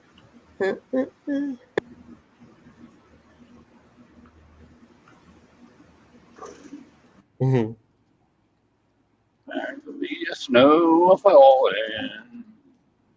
on Buggy's chest. Yeah, I almost didn't do a show today. Now I see why I probably should follow my first instincts at all times. Is just people come in here and they get carried away and say stuff and then I run don't away. give a shit. If you're that thin skinned, don't come Bug, to the show. Bug. I don't You care. didn't, I know, but you didn't read what he said. Yeah, I did. I read it. It was a joke. I don't care. Okay, that's the key. You don't understand. If you're thin skinned, don't come in here. This is not the place for that. Everybody jokes with everybody else. If anything, I would be the one that should get butt hurt because people are always busting on me about everything. I never, ever get mad about anything. I mean, you go through the chat, 9 times out of 10, the person that's getting cut on is me, and I don't even care. I just let it roll. I I don't understand pay that. attention, so I don't really care either. There you go, Eric, right there. I don't either. I understand that, Bug, but you can't be coming in here calling people a whore. He didn't. He never said that. It was a fucking joke. Okay? I read it. It wasn't meant that way. I don't care what you all say about calling someone or fuck that. It wasn't meant that way. Jesus, man. She had a couple of friends. That's like you guys saying that, you know, I'm taking an ass or something. I don't ever get butthurt about that shit. That's because you do. Only if it's someone I'm special with. Hey, $20 is $20. Yeah. No, $20 is not $20. If it ain't 5 inches, What is wrong with Jody has a couple of men she's just friends with? That's like me saying I got a couple of women that are friends with benefits. Jeez, a guy can have a couple of women that he screws and it's nothing, but if a woman has a couple of guys that she does, all of a sudden she's a whore. Where does that work at? You guys, fuck it. You guys crack me up. Double standard. Exactly. How many times do you guys make fun of me and I never say a word about it? Think about it. I'm busted on every time I have this show, someone's saying something funny about me. If I was thin-skinned, I would say, man, that's fucking John. I can't believe you guys say that shit about me. God damn, man, just fucking always calling me this and that. Calling me a fag and blah, blah. I don't care. This is how this show's always been. Hey, Dan, Northview Outdoors. Hey, Northview, morning, everyone. Probably not a good time coming in today. We're getting ready to shut her down here directly. hey, Northview. Everybody said, I've been paid to take those Come on, guys Dan. fishing. Heck yeah, Terry, of course, man. And I'm Just telling you, damn Look, I like doing I could, if I was a woman, I could make money doing it. You fucking kidding me? I'd make all the money I could till I was 35 or 40 and retire. Morning, Stonefly. I'd do everything. Stonefly.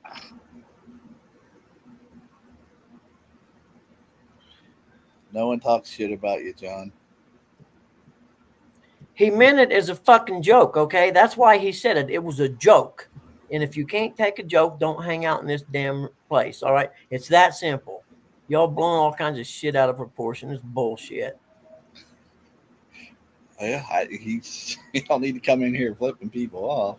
Sure he does. Y'all talking shit. He didn't say nothing wrong. He didn't say nothing wrong, nothing worse than y'all ever say about me or anybody else. And that's a fact. I I'm just stand saying. up for you guys when you're when people are on you. I'll stand up for him too. He didn't mean it that way. Y'all's blowing shit out of proportion. That's what it is. That's when he should come. Well, what he just said. It was a joke, Jody. But no worries. I'm out. It was a joke, but fuck it. You guys are thin-skinned and can't take a joke, but you can make Don't jokes call about me everybody thin-skinned, else. Buggy. I didn't say anything about it. I was trying to de-escalate the situation. I don't give a shit about that. I don't give a shit either. That's between him and her. That had nothing to do with me. No, I don't care. My phone blowing up. Don't fucking text me about childish shit. This I ain't- did not text you. I'm not talking about you. You know, I didn't say anything about you texting me. They know, whoever texts me knows what I'm saying. All right, guys, this show is officially done pretty much forever. I'm over it. I got better things to do in my life than fucking play this way. You don't have to come back, Jody, because there won't be a show to come back to. It's that easy. If you guys can't God, text snowflakes ruining everything.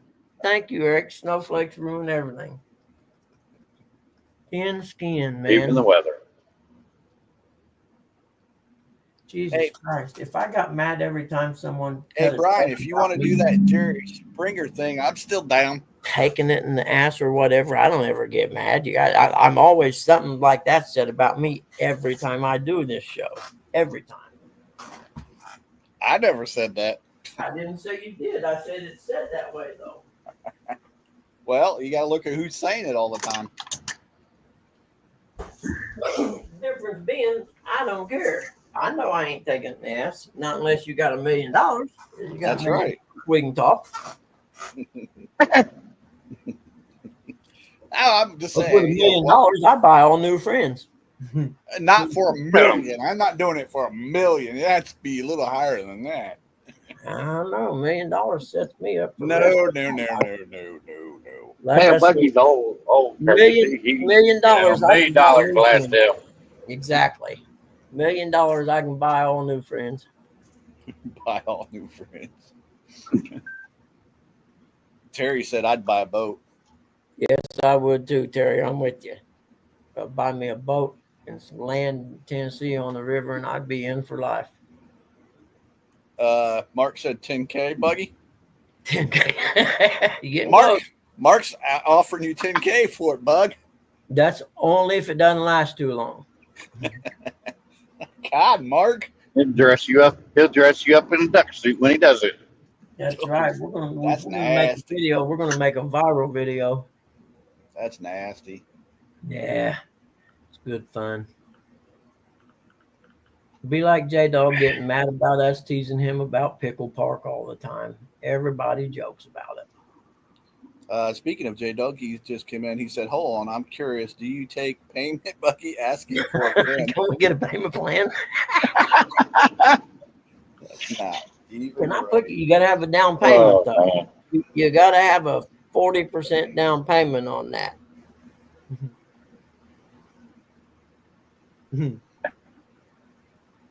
Let's see if anybody I died yet before I get out of the newspaper. Yeah. Wow. Nope.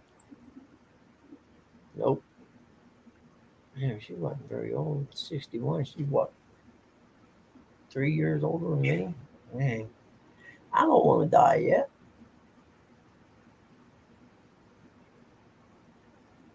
Yeah. Yeah, well, at least make it to 75.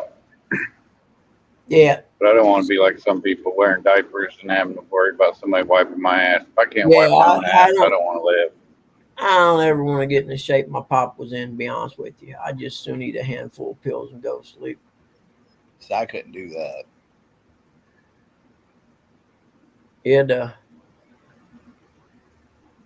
I don't want to get that old. Me neither. Shit, I'm older than I ever thought I'd be, so what am I talking about? I know Rick Slee. Yeah. I never knew we'd get this old. I never in my wildest dreams thought I'd make 60 years old. Not the rate I was going anyway. Right.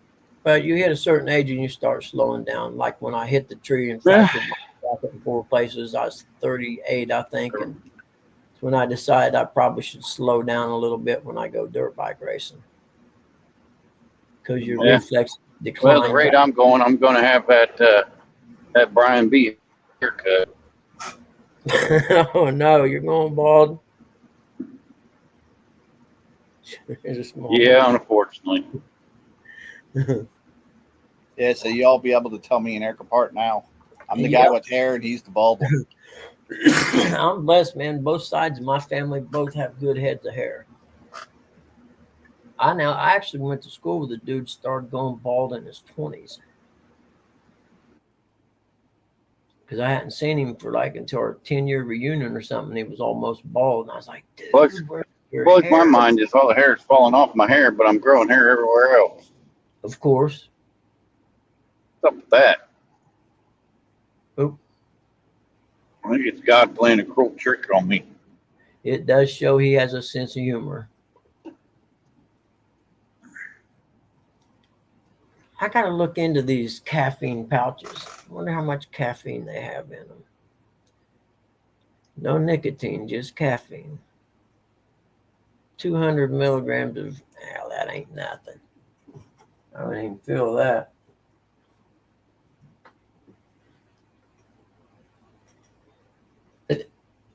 I did got this powder stuff that's a natural caffeine. What the heck is it called? It starts with a G. Oh, let me see if I can find it. Yeah, there it is. Why did Rustic get so quiet? He left. No, he did. It's GUARANA.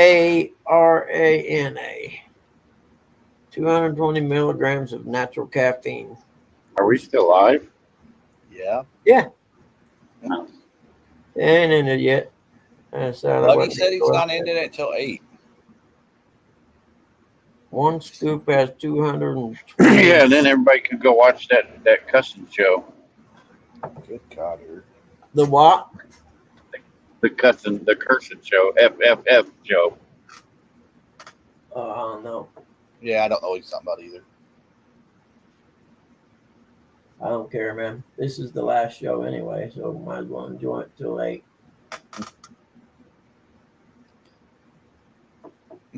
Can't handle things. God. You think I'm kidding? No, I just don't. You shouldn't let other people dictate to you, Buggy, what you're going to do. Oh, they ain't dictating to me. When it comes to the point that it ain't no fun no more, then I quit. And that ain't no fun. So I'm over it. We can still do it backstage on Mondays and Fridays if you want. Yep, or I might come back in the wintertime. Too much shit to do in the summertime. Yeah. Yeah, let's put the IRS notes over there. We don't want to see those. They don't have a sense of humor. Nope. They don't even have a sense of humor when you talk to them on the phone. All they care about is their money. You must have to take a test to get a job there. Do you have a sense of humor? Sorry, you can't work here then. It might have had something to do with the conversation about going to prison and not caring or something like that too, though. Brian says, you do your show on Monday and Fridays and shut your face mouth. Damn it. I hate when people make me do things I don't want to do. I wanted to say it in my Brian voice. Yeah, I literally did. It doesn't matter to me, one way or the other. To be honest with So I woke up for pretty much nothing this morning. Just Yeah. this crap. you, me too. I just want to have fun. I could have slept till 8 and waited on the bank people to send me an email at 9 or call me 1. I can't do anything with this report until I hear from them. Because if you do the whole report and they decide that they're not going to go ahead with it until they figure it all out, then you get paid $150, and that ain't going to happen.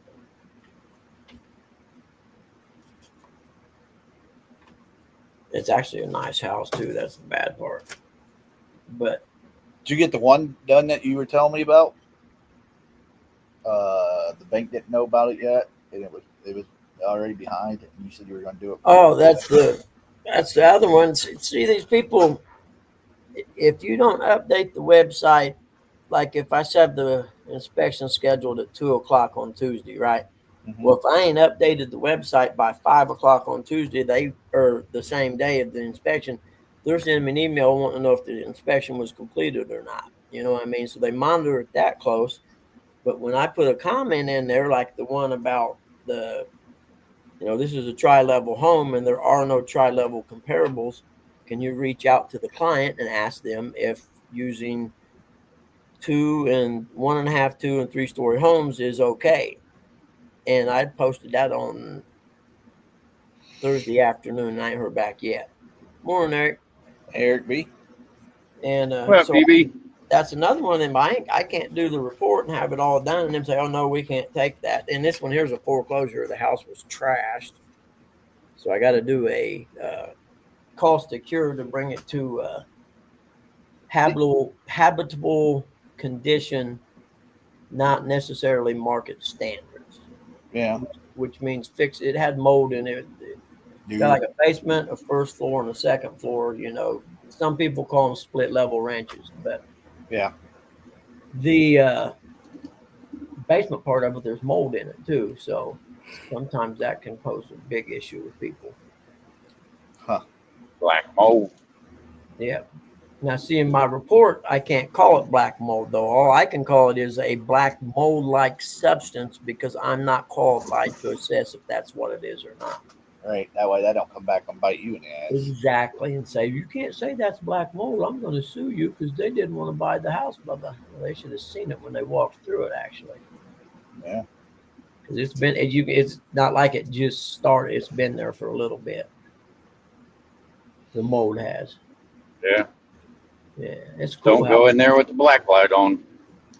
Yeah. You don't want to do that in any house. I've actually been in one that had mushrooms growing in it. Oh, dang. There's Oh. a $600,000 house too that got foreclosed on. The bank let the electricity get shut off. Had a full finished walkout basement.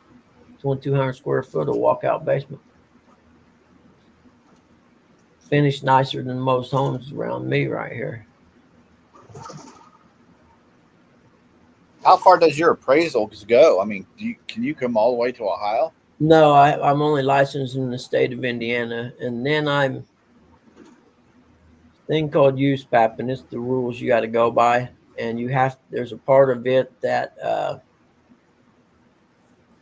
there's a section in there about geographical competency.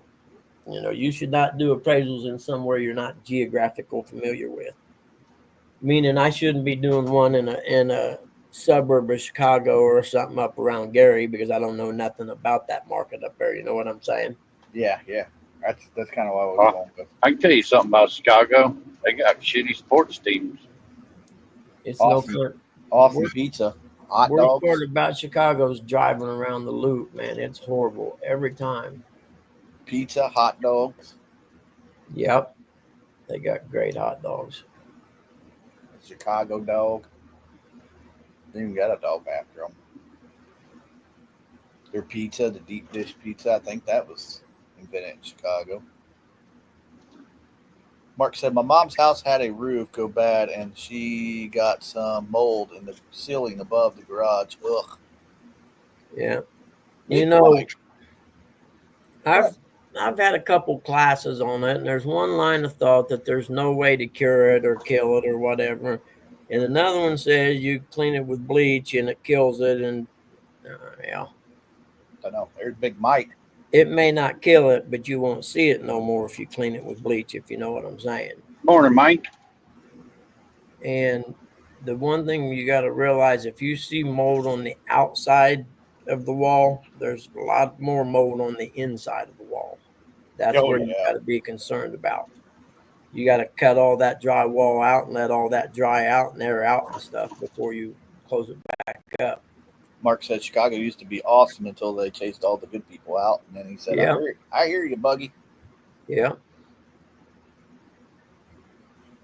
Yeah, I used to hate going up back and forth from Wisconsin here to drive that loop around Chicago. It was horrible. I never, ever went around that loop that I wasn't caught in a traffic jam.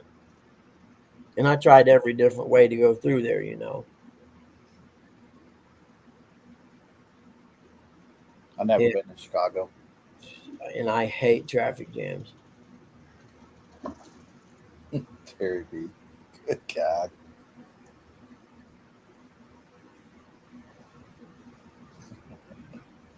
Fungal growth. Well, I forget. I got a paragraph that I copy and paste in the report. It says something about there appears to be a black mold-like substance, possibly due to moisture or water propagation. The appraiser is not qualified to assess the extent and or nature of this. I forget how it ends, but it's basically me saying, I'm not qualified to tell you it's black mold, but common sense ought to probably tell you that. Yeah. Ain't that the reason why they tell you should get an inspector before you even attempt to buy a house? Oh yeah, you should always, if you're buying a house, you should always have a home inspection done. Hey, Bug, I don't want to alarm you, but there's some guy in here with bedroom eyes. Ooh, look at this sexy guy dropped in and say, hey. Hi there, Chadwick. It's good to see you, man. I'll say good morning, Chad. It's not good to see you. I'm glad I hung around long enough to see you come in and say, hey. But, you know, you got to, especially on my side, you got to be careful what you say, because if you kill the person's deal, then they're mad. Or the person who buys the house, if you don't say something about something, then they're mad. So it's a no-win situation. So you always have to put in your report, I in no way, shape, or form completed a home inspection on this house. Hey, Bug, I hate to stop you, but Mark from Catfish and Crappie said Chad just brought $10K with him, Bug. You guys keep pulling your money, and then you'll have to draw straws, see who gets the smallest straw. Now, I mean, am I right? You're supposed to have an inspector? Or is that just something? Oh, yeah. If you ever buy a house and you don't get an inspection, you're a fool. See, and the reason being, the inspector takes responsibility. If he inspects your home and 2 months after you buy it, for instance, you find something majorly wrong with it that he should have caught, then it's him. Then it's his buy. He's got to pay for it. See, a lot of people think when you say I want to do an inspection as far as an appraisal goes, it's not that kind of inspection. It's basically the only thing I note about is something the average person would see doing a casual walkthrough of the home. You know what I mean? It's not my job to get in and tell you whether, you know, it's got aluminum wiring or, you know what I mean? It's just, that's beyond my scope of work. Lead paint. Electrical. Lead paint. There's actually, most times when you buy a house to have a form, it's a lead paint disclosure that when you're filling out the purchase agreement, it needs to be in there. Then that relieves me of any. The only thing I'm concerned with as far as lead paint goes is if the house was built prior to 1978 and it is an FHA loan.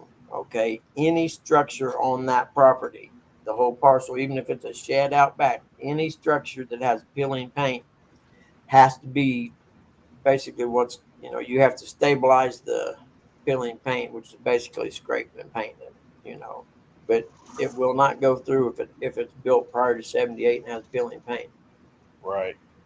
Now there is an out on that, and a lot of appraisers don't catch it. If you look at the assessor's sheet, you know, the house may say the house was built in 77, and then you look at the assessor sheet and it says the shed was added in 81, for instance. Then that shed, the lead paint stuff doesn't qualify on that shed. It doesn't matter. You know what I mean? Because it was built after that date. But you got to make sure you know that it was built after. You know, because just face it, it's just like anything else. Everybody wants to sue everybody else. So I have to carry what's called errors and omissions insurance. It's one of them insurances that you don't ever use, and if you do, the rate would go so high you probably wouldn't be able to be in business anymore. And it's, I don't know, $700-800 a year or something like that for 20 years now.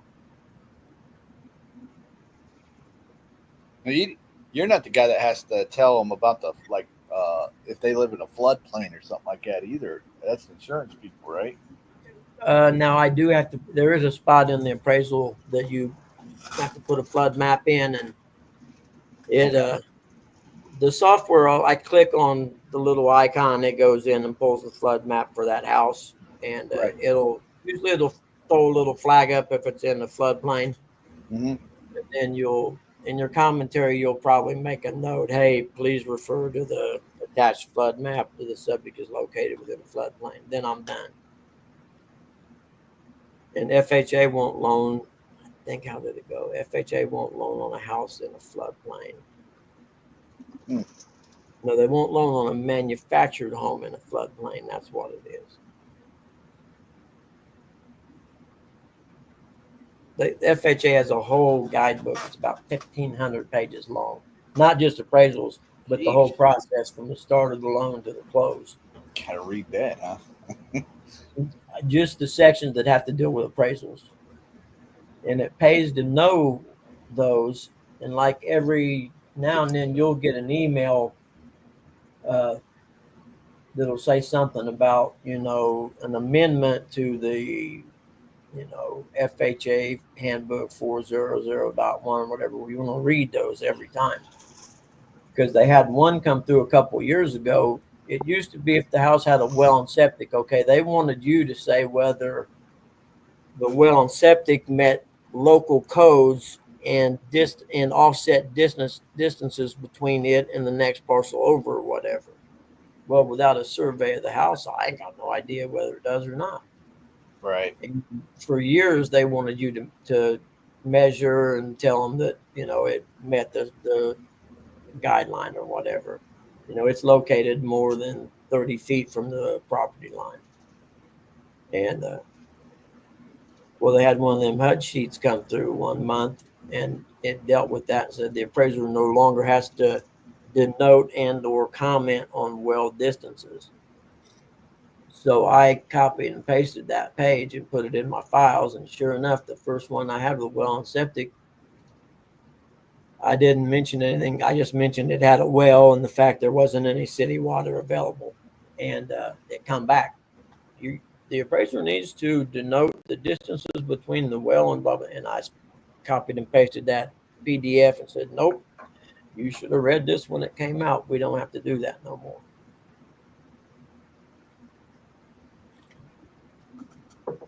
And I would say a year and a half later, I was still getting revisions stating that I had to denote. And I'm like, dude, man, this happened a year and a half ago. You should have caught up by now. So it helps to know the guidelines to save yourself some work. That, and you can make a reviewer look like they're an idiot that's reviewing your work.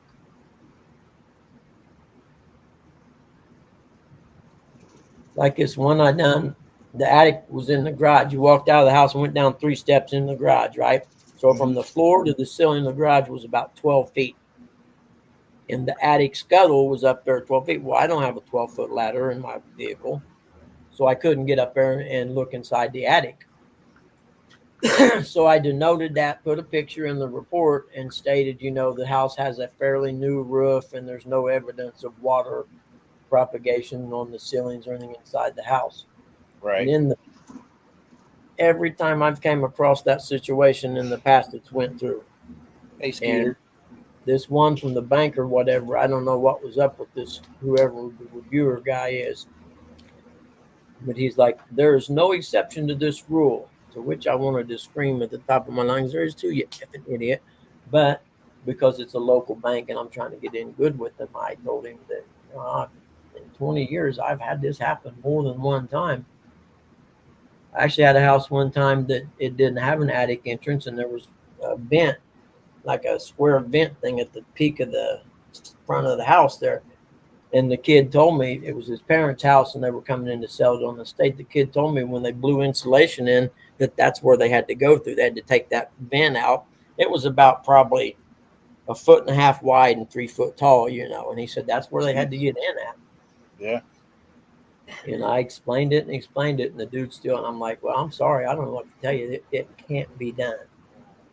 Because the guideline states I don't have to unscrew anything or anything like that. You know what I mean?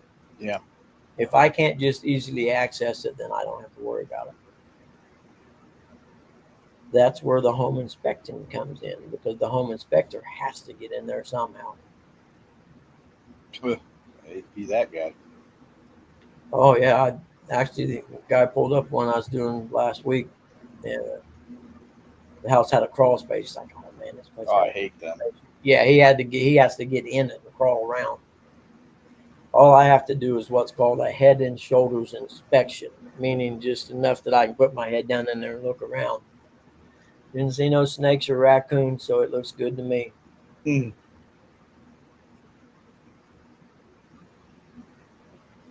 did it. And you'll find some amazing stuff in crawl spaces. Mainly dead animals, usually.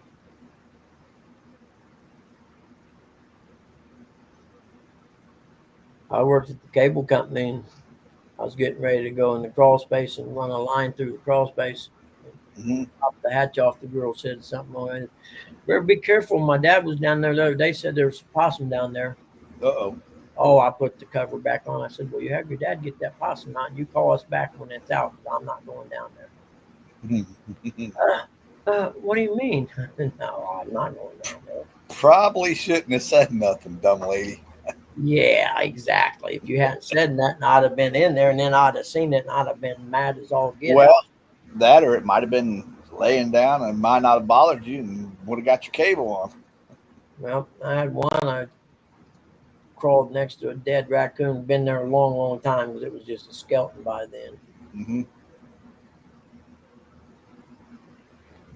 Nope.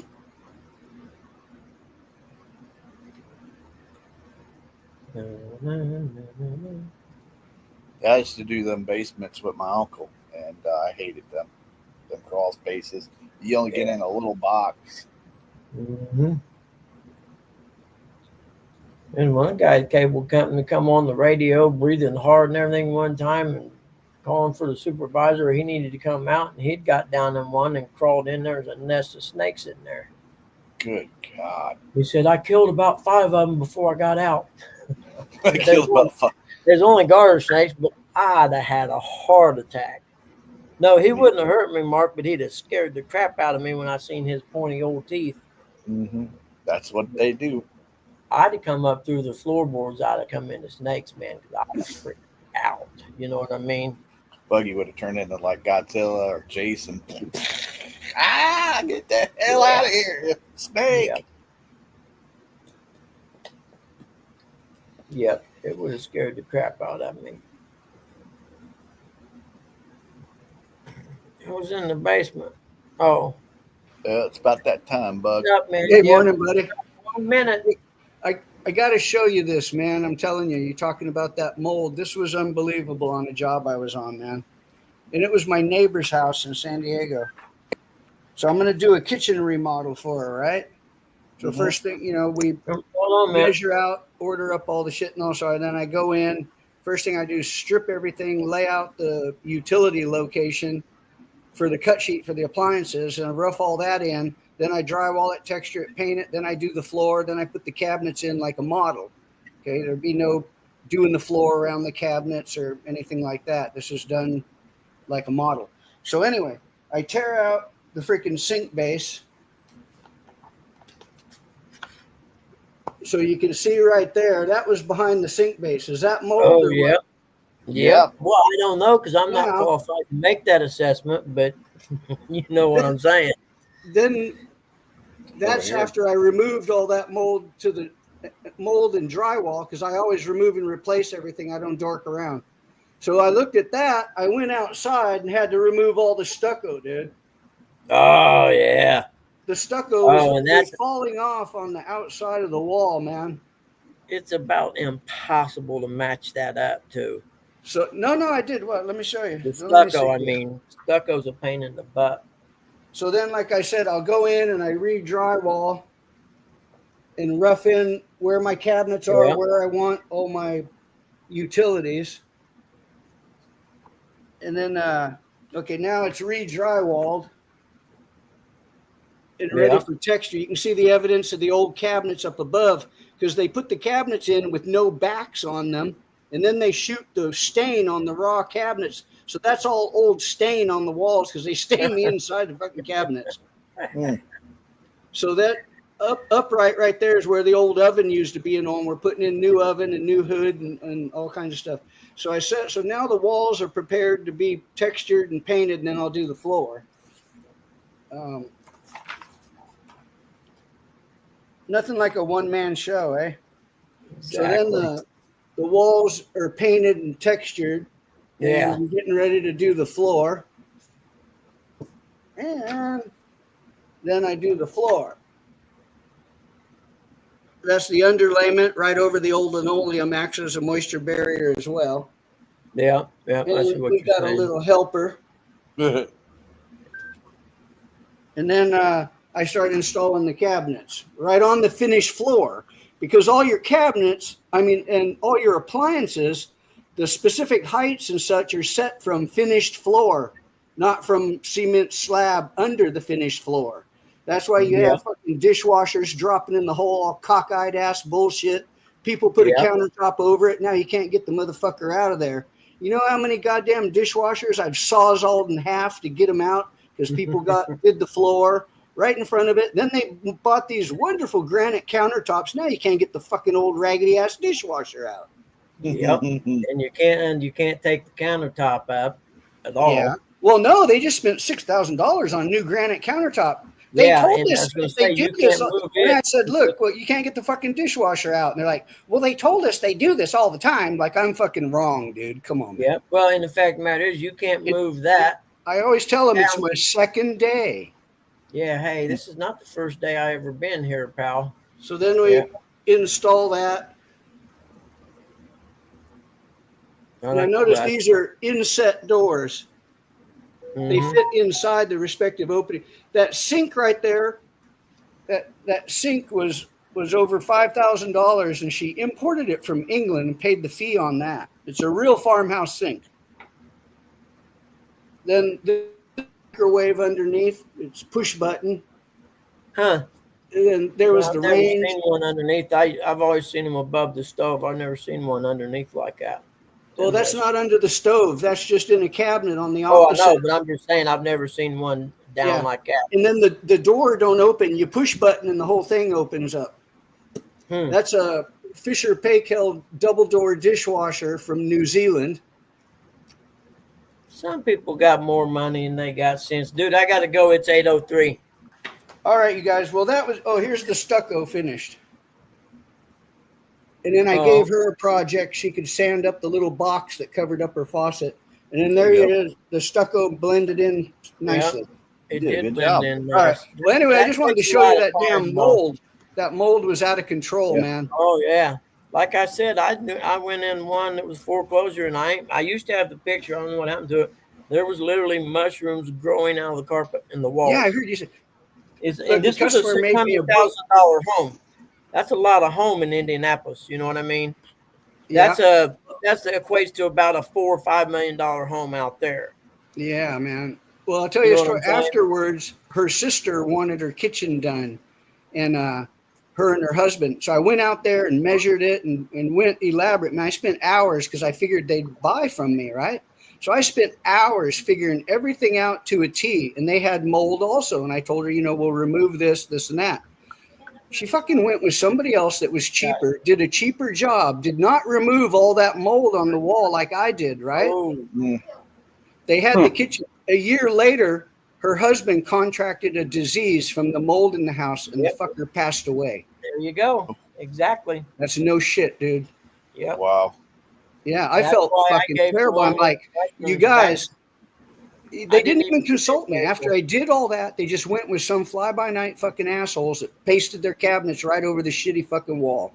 and done it cheaper. All right. Hey, guys, this is us. We're out of here today. All righty, thank you, man. Thank y'all for hanging out. Later, Terry. Later, everybody. What a See y'all. wonderful show for the last show in history. I'll see y'all later.